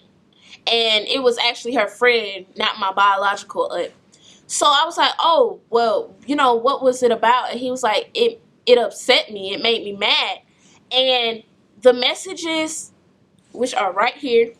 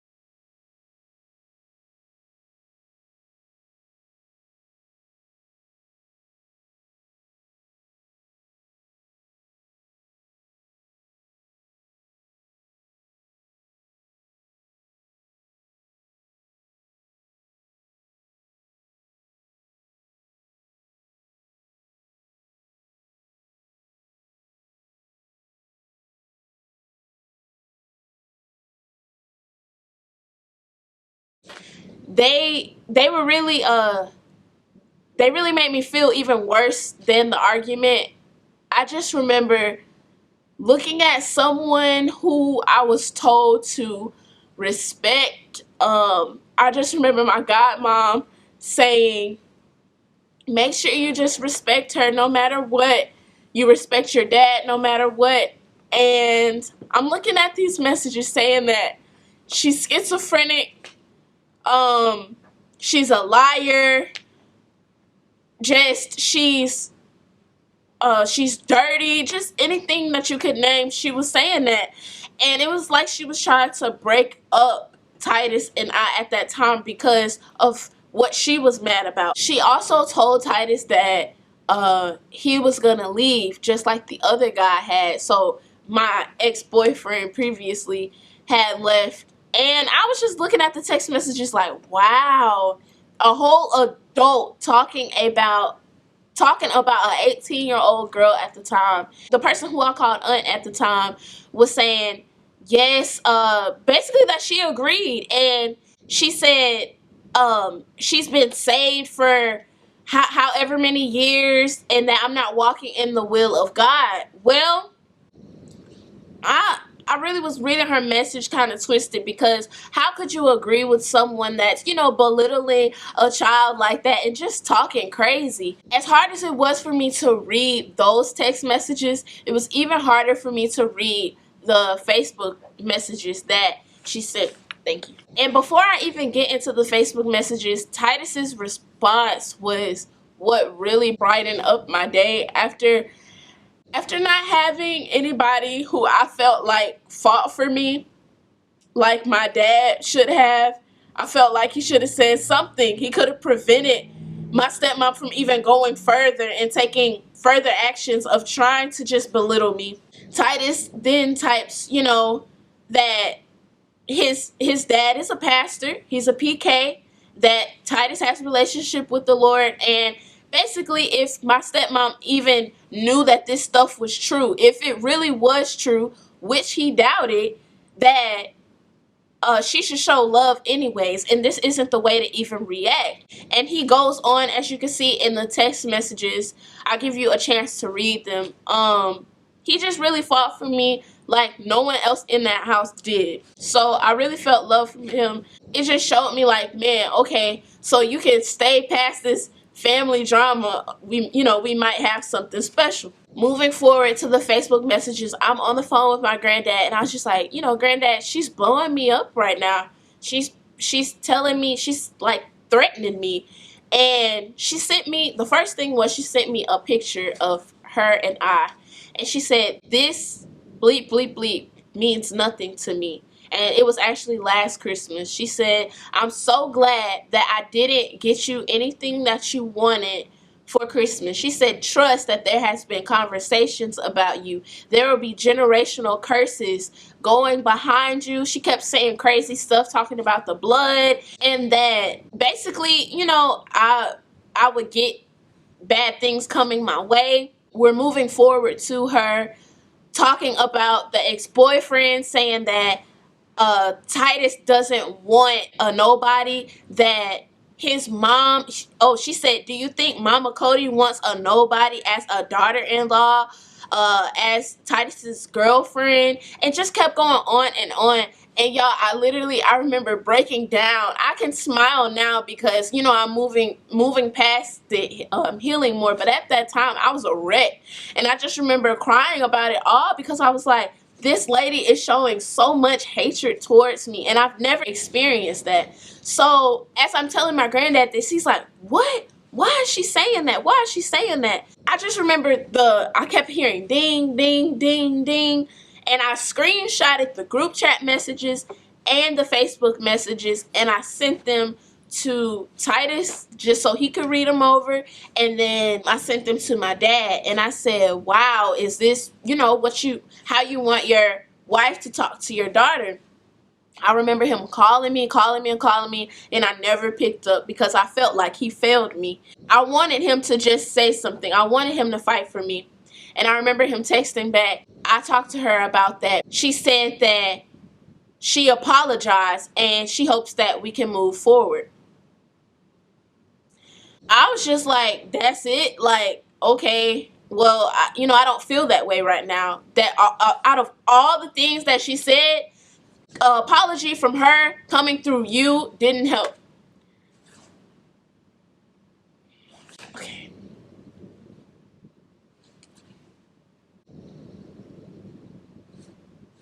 I can remember just being in my dorm room and literally balling up because if I'm honest, I was ready to die because the only person that I knew that loved me was genuinely my mom. And it was at that moment that I'll never forget my Uncle O. He texted me and he said, hey, I want to take you and your cousins out to dinner. And I said, I would love that. So I hopped in the car and he asked me, he said, what's going on? I've heard, bits and pieces from your dad, but I really want to hear from you. And I told him everything. And I even got to the point where I told him that I was suicidal. I actually trusted this guy so much more than my dad because he is so much more down to earth and just actually, I felt like he was genuine. And he truly is to this day. He actually sent my cousins out of the car because when I was telling the story, it got so personal to the point where he just seemed like he was about to also weep with me. I'm in the car in the front seat, and he said, all of this, whatever they were upset about, it doesn't even excuse the fact that you were feeling suicidal or depressed. He said, all of that should have stopped. It doesn't matter if you didn't want to do school. All of it just should have stopped. I just felt like he really understood me, and he was just reassuring me that, I didn't do anything that was wrong or nothing. He said he applauds me for remaining respectful and all of that stuff. I remember eating, laughing with my cousins and him, and I showed him the messages because he wanted to know just, what happened. So I showed him the messages, and he just couldn't believe it himself. A lot of people started to pop up and check in on me.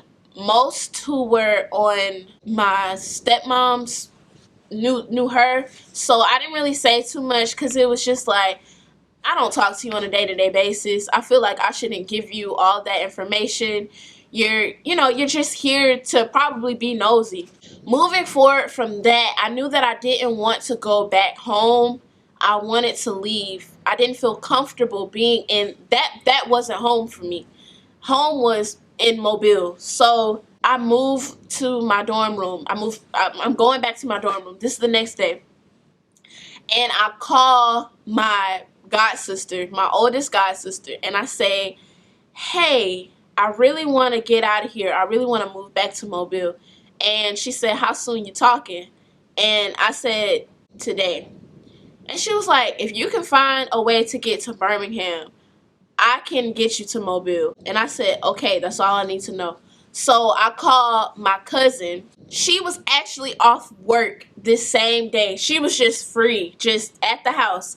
And she said, hey, what's wrong? She was like, you don't look happy. You look stressed. You look like you're in a toxic situation. She came to my rescue, and we actually packed everything in my dorm room, which is another reason why I emphasized that I wanted to pack everything from home. I didn't know that I was going to leave Georgia. I didn't know that I wanted to leave the comfort of the people that I per se knew. I'm packing up my stuff, and she says, I think you should let your dad know. And at that moment, he wasn't talking to me. My stepmom didn't say a word to me. I was like, man, I feel like I shouldn't let him know anything, because what is he gonna do? And then I really had some time to myself, and I said, okay, I'll call him, let him know. That's the least I can do. I let him know, and he said, okay, just let me know that you get there safe. It wasn't, no, stay, no, I want you to be here.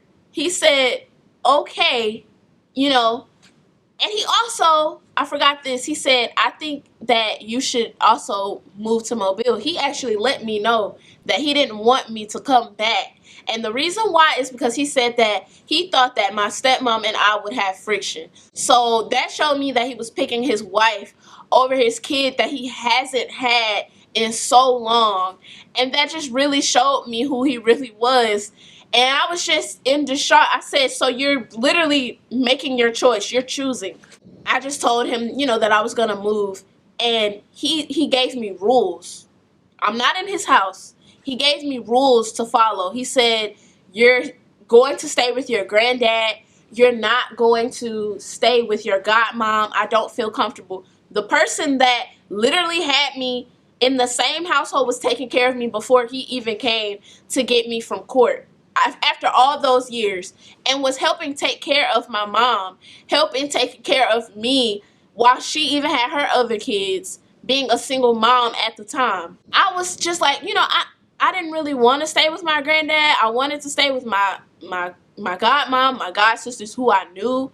He also told me that I couldn't stay with my Uncle O if I wanted to stay in Georgia. I wondered why, but I never asked. But I always assumed that it was because that was another man that he knew that was his friend, so he would look like a failure in front of his friend. I just said, you know what? I'm gonna go to Mobile. I remember riding to Birmingham and feeling free. Finally feeling like I've actually made a good choice for myself that'll help me in the end. I remember talking to my cousin, and her just being so proud of me as far as just sticking up for myself, being that confident, fearless Kendri that my mom raised me to be. I had the best time with her. It was bittersweet because I didn't get to say a final goodbye to my brother, and even a final goodbye to all of my cousins and my uncle. We arrived to Birmingham, and she helps me take my suitcases and stuff to my god sister, and my god sister gives me this biggest hug, and we order some DoorDash, and we watch this good movie. And then I'm faced with a whole lot of other things from family drama that night, and I just put my phone away, and I just remember sleeping peacefully. That next morning, I wake up and I'm just like, okay, I'm ready. And my god sister, we got on the road together and we rode to Mobile. I remember crossing that bridge and feeling free again and feeling like, oh my gosh, I'm home. There wasn't there wasn't a care in the world. Like, I wasn't worried like, oh my gosh, what am I going to do as far as work? Oh my gosh, there was a certain peace about it, so I knew that that was a good move. As I'm going across the bridge, I actually text my dad, following his rules. I text my dad that I made it, and his response was, okay, be safe, and that's basically it. So we go to, I believe, my godmom's house, and I'm over there talking to him, and I spend the night over there. And I remember that my dad said I need to stay with my granddad. I'm talking to him and I say, you know, my dad told me that I have to stay with you. I said, I really wanted to stay with my godmom, but in respects to what he said, I'll stay with you. My granddad told me that he had some house renovation that he needed to do, so he told me that I could stay with my aunt. A little background about my aunt. I actually really I liked this aunt. There was some shakiness between her and my mom, so I didn't always feel like 100% about her, if I'm being completely honest, but I was always just like, oh, that's my aunt, like, we're cool. It came time for me to move in, and I actually called her, and I was like, hey, so, my dad told me that I have to stay with granddad, but granddad has house renovation, so he told me to stay with you. She was like, well, I'm not too sure about right now, but we can see about getting a bed and all that stuff. And so I was like, okay. And right then and there, I felt uneasy about it, but I just, out of respect, I said, okay, I'm just gonna move in with them. After that, my granddad and I went to go and look at mattresses to find a bed, and he bought one, and he put it in the guest room for me at her place. I'm going to move all my stuff in. It was cool for the first couple of times. Then she asked me, she said, okay, so as far as school, do you want to see if you have any balances for the other school? And there was a remainder for like $300 and something, I believe. My granddad said, okay, we'll go pay that and transfer it through the bank so that Kennesaw can get it. We went to go handle that. In the matter of probably an hour, we had to kind of wait around and see, and it actually did send over, so all of that was handled. After that, my granddad left me with his guest car, and my mom's car was actually over at my aunt's place. So I was like, oh man, I wanted to go inside, I wanted to check things out, and my aunt let me go in the car, and I saw all the memories, but as I was picking up one of my mom's old CDs, my aunt's son actually called me to go back inside. So it was like not enough time spent in the car.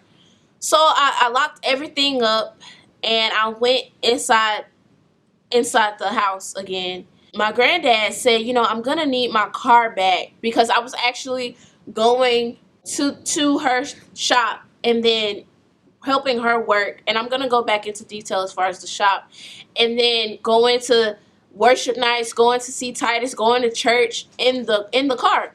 I parked the car back at my aunt's house so my granddad can get it. We actually had to meet him halfway somewhere around Mobile, and he finally got the car, and I actually never used it again, which was fine.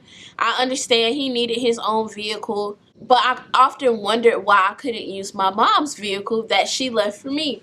He was saying that, I needed to get back in school. I needed to go to a trade. I needed to do this and do that. My heart wasn't in trade school. My heart wasn't even in school at that moment. So I said, Granddad, I would need to have money for school to provide for myself. I understand people say that they're going to send you to school, they're going to pay for it, but, you know, what if that fails? You need to have your own. I said, I will also have to have transportation. What if I'm going to stay on a dorm? Like, it's so many things that came with school. I remember talking to my good friends in Mobile, actually. We went to dinner, and we just hung out that night. And that's when my aunt promoted me to a manager for her shop. So at this shop, it is a boutique, and I was actually in the office part of it as she was renovating and just starting it. And I remember sitting there for hours, and she said, you know, I'll bring you your food, like your breakfast and your lunch. She's like, but I need you just to sit at the counter until I get done with work. And I didn't really think about it. I said, oh, wait, she gets done with work around like late, because she worked for another company as far as also having her own black-owned business. So I sat there. I didn't know my pay, but she said that she would discuss pay with me just, you know, whenever. So I was like, okay, cool. So I'm sitting there for numerous hours. It was like I got there around 8 and didn't leave till 6 p.m. just by myself. And it was more sales online than in person. So I was literally just there sitting all day, every day. So I was getting really tired of the same old stuff. Like, yeah, I would model the clothing. That was cool and all, but that's just not what I wanted to do, was sitting there just, you know, looking for people to come. I remember that my dad said he wanted to come by and see me, so I was getting excited. Maybe that things would be repatched, maybe things would be rekindled, something was going to work. I remember my aunt saying, oh, he can't come in the shop. He cannot come in the shop. You can meet him outside. So I was like, okay, cool. So I locked up the shop, and I'm walking outside. He said, yeah, you're working? And then I said, yeah, I'm here. The conversation lasted for about 5 minutes. He said, I just wanted to lay my eyes on you. I'm doing this for me. I hope that you work on forgiveness. But I came here because I'm doing this for me, and I just wanted to lay my eyes on you. And I was like, all I could say was okay, because the conversation wasn't even going anywhere, and I was really getting aggravated from it. And he drove off. Like I said in the beginning of the video, I remember mentioning that there was a wedding that was going on, and it was Titus's oldest brother actually getting married. And I mentioned it to my stepmom, and she said that I would have many other weddings that I can be in. But I really wanted to be in this wedding because I knew all these people, and they were my boyfriend's side of the family. I was really excited even to be asked to be in the wedding. I remember going to this rehearsal, and everything was so good. Just the experience of getting the dress, getting the shoes, hanging out with people who were like-minded, just like me. This has been approximately 4 months since I moved back in Mobile, so leaving from Georgia. As I'm heading on the way back to Titus's house, Titus's oldest brother, who was getting married at the time, was in the back seat, and we were all just talking and laughing. And I say, hold on, my granddad is calling me. So I put it on speaker, and I was like, oh, hey, granddad. He said, you're not living right. You're just not living right. And I was like, what do you mean? And it was just so much stuff, just everybody calling, so much stress that I just felt. And I was really over it. He said, you're not living right. You're always following behind Titus. You're always not wanting to talk about school. Your aunt told me that you're always following behind Titus. And I said, well, no. Actually, Titus and I have similar interests. We're both worship leaders. We both like music. We both like TikTok. TikTok makes money. He makes money doing social media influence, and I'm working on that, and I actually make money doing social media influence. So I was trying to get to that point. Me not having transportation, of course I was always with him, because he was always the one to always, you know, be there. And I remember my aunt asking me the craziest question this one morning, because this was after I actually quit the boutique, because I wasn't getting paid to sit for hours from sun up to sundown. I was literally sitting there. And I just said that I really didn't want to do it anymore. And she was just like, okay, I just asked that you just let me know, be honest with me. And I was like, okay. I remember getting me a job babysitting, not babysitting. Well, yeah, I guess you could call it babysitting, but I was actually at a daycare. My counselor, who actually came to the court with me when I was around age 14, when my mom died, the one that was taking me to school, letting me out of school, all of that stuff, she was the one who hooked me up with that job. She was like, yeah, you love kids, you know, you could be at the daycare. It could be a calm environment. You could just clear your mind and stuff. So I just took the job. I just said, you know, I'm gonna get out of this house. And I remember my aunt asking me, does Titus even work? And I wanted to say, what do you mean does Titus even work? Because at the time he was working a regular 9 to 5, but now I'm so proud of just looking at the influence he had on social media influence, and he's making all his moves correctly. He's making more money than he ever did working a 9 to 5, and he's so successful.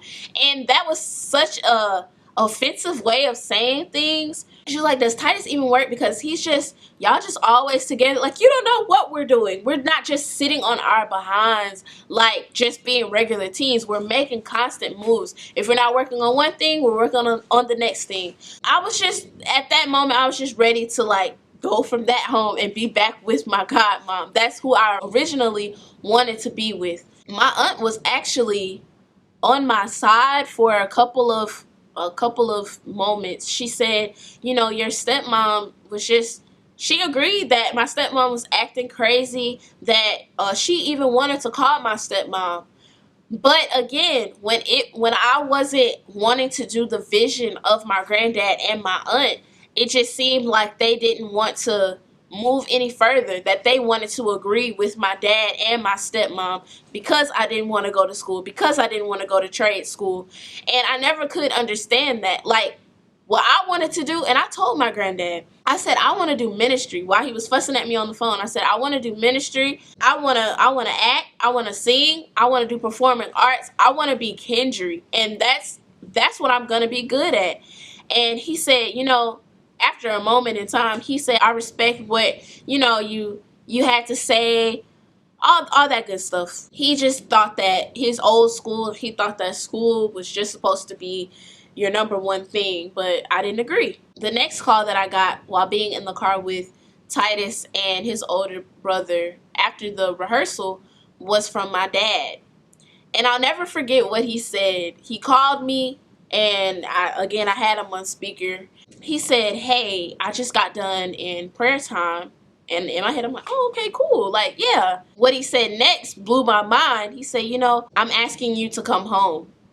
He said, because all I see is darkness around you right now. There's going to be darkness around you. There's going to be depression. I just see dark. It's just going to be around you. And I swallowed so hard. I remember gulping. And Titus and his older brother looking like, what? Like, you really finna say this right now? And I just said, you know, I don't receive that. I don't receive that. I just felt like I never spoke up for myself, for people like that who just spoke things into my life, not knowing that I didn't have to receive it. Like, I'm a child of God. Like, I don't have to receive things just being thrown at me. Whatever you say doesn't have to go. So I told him, I said, I don't receive that, Dad. And he said, okay. It's like he got mad that I didn't receive that. I didn't want darkness over my life, and that I didn't want to come to this home. And it wasn't home to me. So I said, you know, I don't receive that. He hung up after saying, okay, didn't say anything else. So it was countless times of me breaking down, crying at Titus's house, and breaking down, crying even at my aunt's house. I was just ready to go. And I remember one day I said, you know, I'm not going to go at my aunt's house, because it started getting to get a little bit extreme there as well. The mornings, like, I would make sure I would leave to go to this daycare job at 6 a.m. because I didn't want to hear her talking. Like, every time it would be like a lecture about what I would have to do as far as school. never like what I wanted to do. It would be about Titus, not even knowing Titus. She would talk about me not going to church as much. She didn't want me to go to church. And church was my sanity. That was what I needed at that moment. If I always needed, but that's just what I needed the most.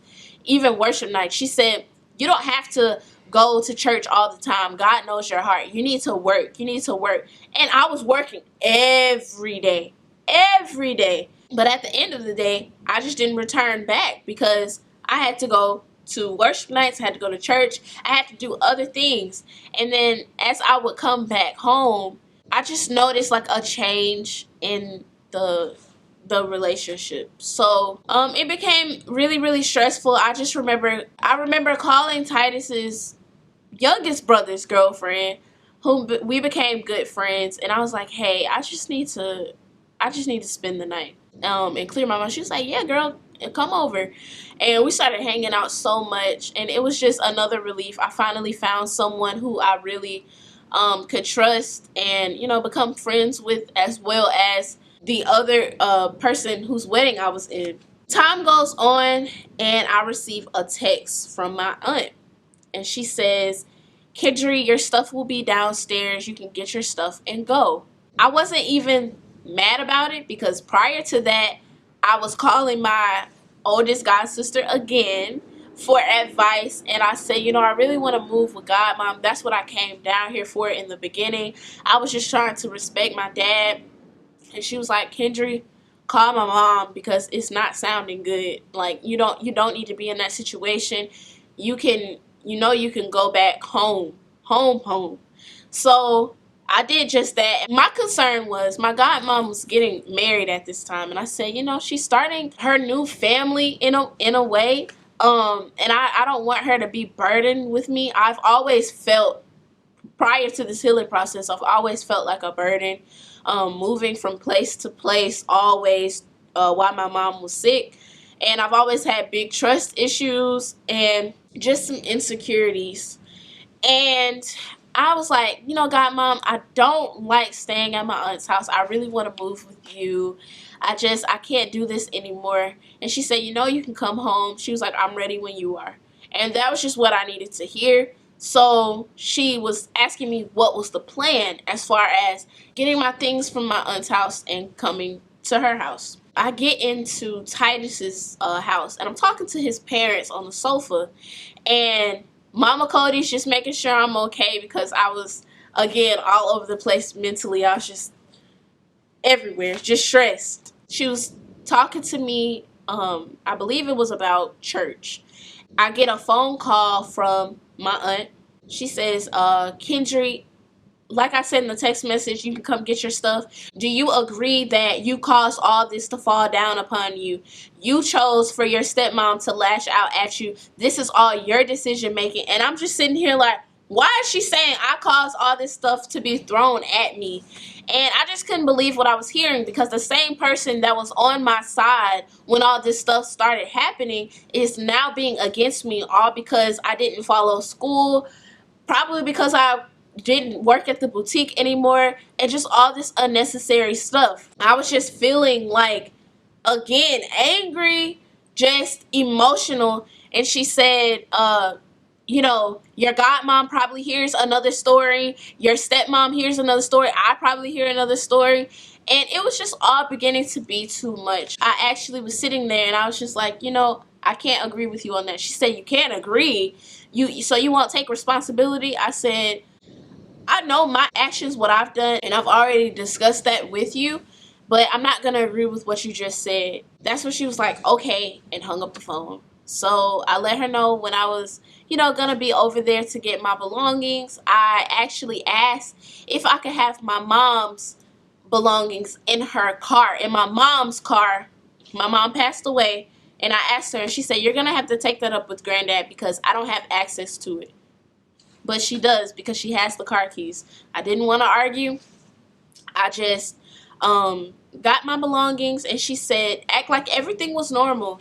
And she said, you take care of yourself. She didn't ask where I was going. She didn't know where I was going to be at. She didn't know if I had a place to stay. But But I grabbed my things, and I'll never forget Titus's youngest brother and girlfriend left their date to come make sure that I was okay. And they actually got in the truck, and they were just like, we just want to make sure that you're okay, that you have a support system. We're gonna support you with anything. And I just remember not having that, feeling like I had to always fight by myself. And as I'm sitting in the front seat, I was playing this NBA YoungBoy song to kind of clear my head or whatever. And I was riding down there like, wow, like this is my reality right now. I got my stuff, and my aunt said, they can't come inside. I said, no problem. I'll get the stuff. And I just remember passing the bags to them, and they happily put it in the truck. They ride with me to my godmom's house, and my godmom meets everybody. And she met Titus prior to that. We were actually all going to church, and they sat down and talked. And I gave everybody a big hug, and my Nana was so happy to see me. And she was like, welcome home. And that's just one of the things that I needed to hear. I felt so safe, like I didn't have to worry about anything else. After that, my godmom moved, so I moved with her. And even my new goddad, who's so protective of his girls or his daughters, and so cool to hang with. It's just been an easy process. I didn't know that I had some hidden anger, some hidden trauma that I never dealt with. I'm grateful for this time that all of this stuff happened. And also, even with this next thing, I was over my Aunt Betty's house. I always tried to find escapes from my reality to kind of just go away from it. And I was over my Aunt Betty's house, and she was very supportive of just me, just listening. I would just tell her anything. She was like, I've always had a feeling your dad's wife, she always seemed controlling ever since Christmas. Like, she doesn't hold back and be just a normal wife or a normal stepmom. I felt safe there as well. While over there, I actually received a text message from my dad in this group chat. What bothered me the most was that it was majority of the family. So this group chat probably thinks that everything was just normal living, like I was still there. And the text message said, hi everyone, I'm here raising money, or we're here raising money for my son's summer camp. And I was like, wow. I wasn't mad that it was my little brother, but I was mad that he wasn't doing the same for me, like showing effort for me, his daughter. So I read the text message and I said, man, like, I don't understand. But it was in that moment that it was Titus's dad who said, you know what? He added you in that group chat. He was like, you give to the summer camp, and you show him that, you're not stressing over nothing over here. You're not worried about anything. God has your back. And I was like, Papa Cody, I don't think that I should do that. Like, I was mad, I was angry about it, but I sat down with myself. I was like, you know what? Yeah, that's my little brother, and I am gonna show him. So I sent $50 to my dad, and right when I sent it, he texted me and he was like, thank you.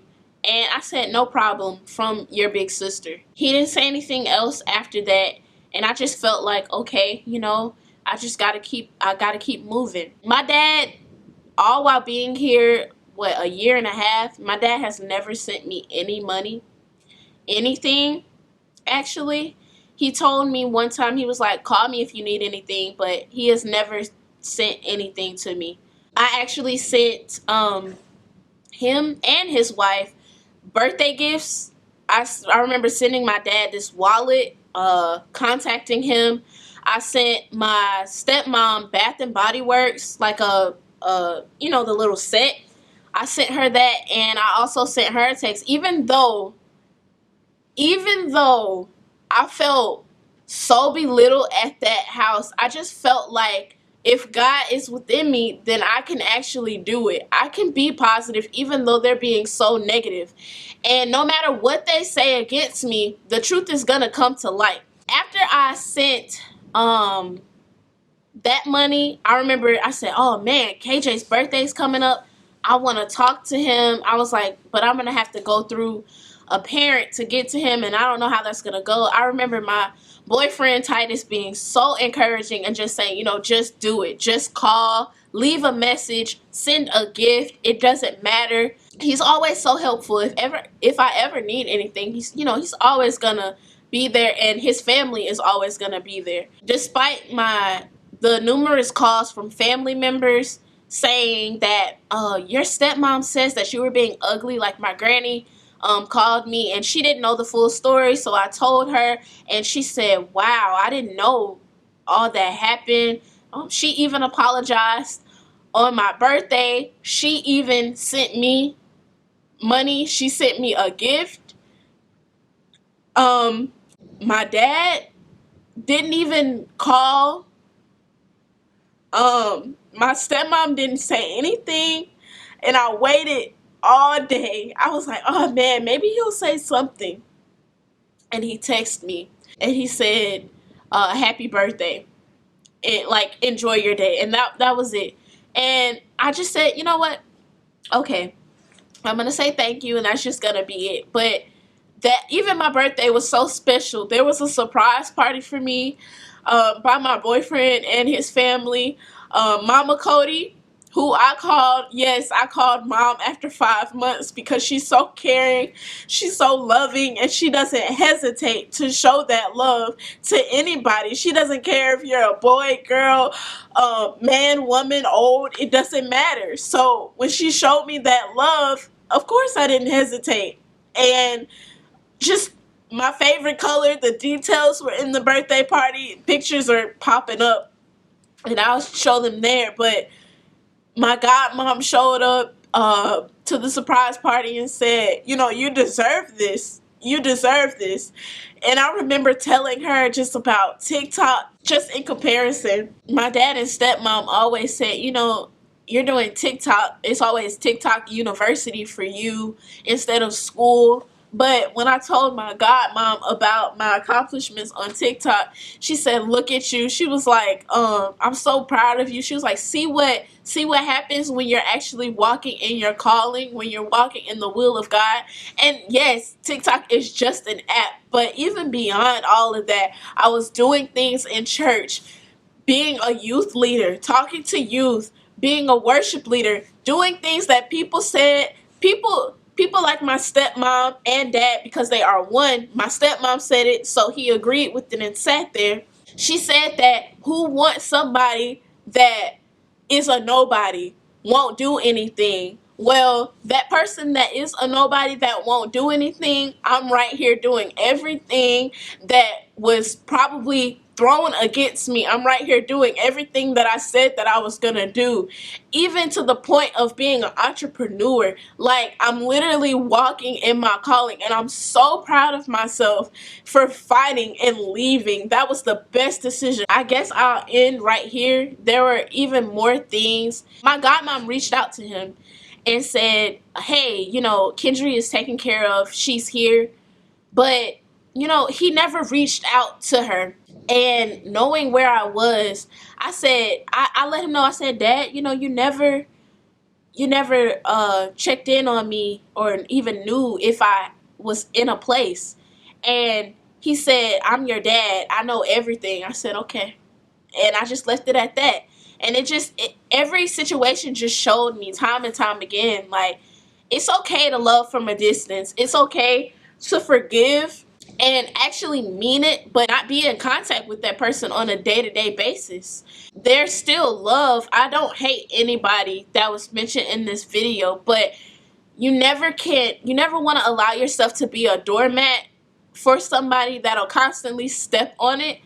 And you can live your dreams out loud. And I know it's a lot of people that I've seen like my age, they'll say, I want to leave this toxic household, I don't know how to do it, I don't want to leave my siblings.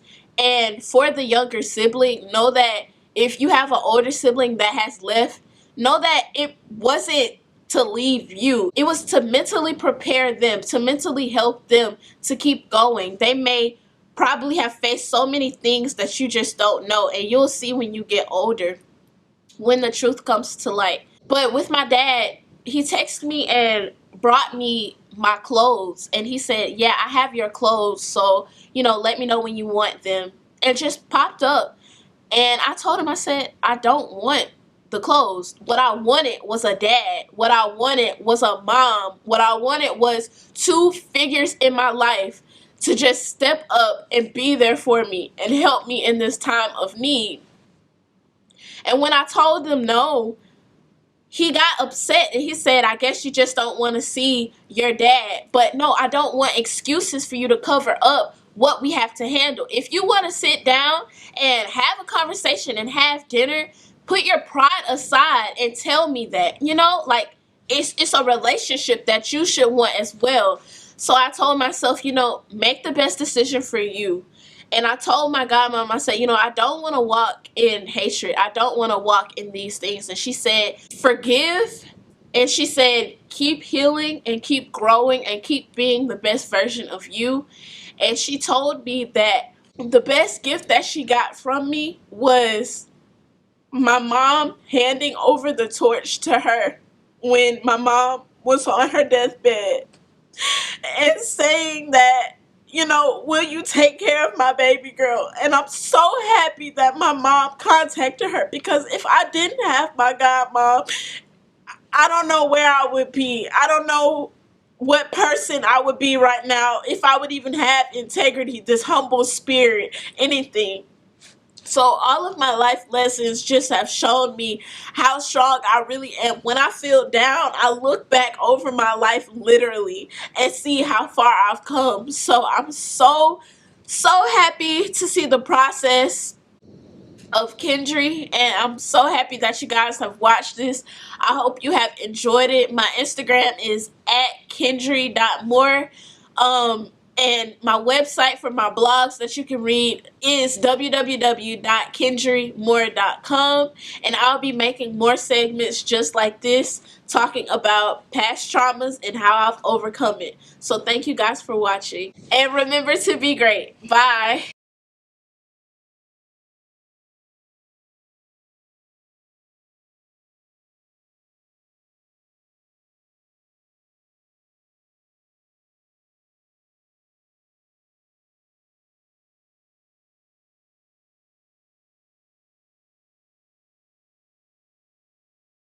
Um, KJ, if you're watching, I just want to let you know that I love you a lot.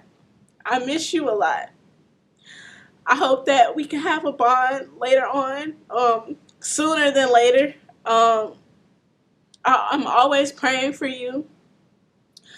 I'm always praying that you have a great life, a great childhood, better than mine. I always wish the best for you, that you can be your genuine self, that whatever you choose to be, that you'll just be happy, and that you can just live your life and live it out loud. Nothing will hinder you, that you won't have any trauma or any losses. I just pray that I could just see that smile again. Thank you for always encouraging. Thank you for saving my life, actually. Just thank you for being that bright person that you are. Never think that you're weird. Never think that you're too different to not continue to be yourself, because you really are a light to those who are in your life and those who see you. I pray that you have good connections, good friend groups, and just know that Kendri loves you, and I'll always be your big sister. I have a testimony. I have a story to sing. This is my story, this is my song.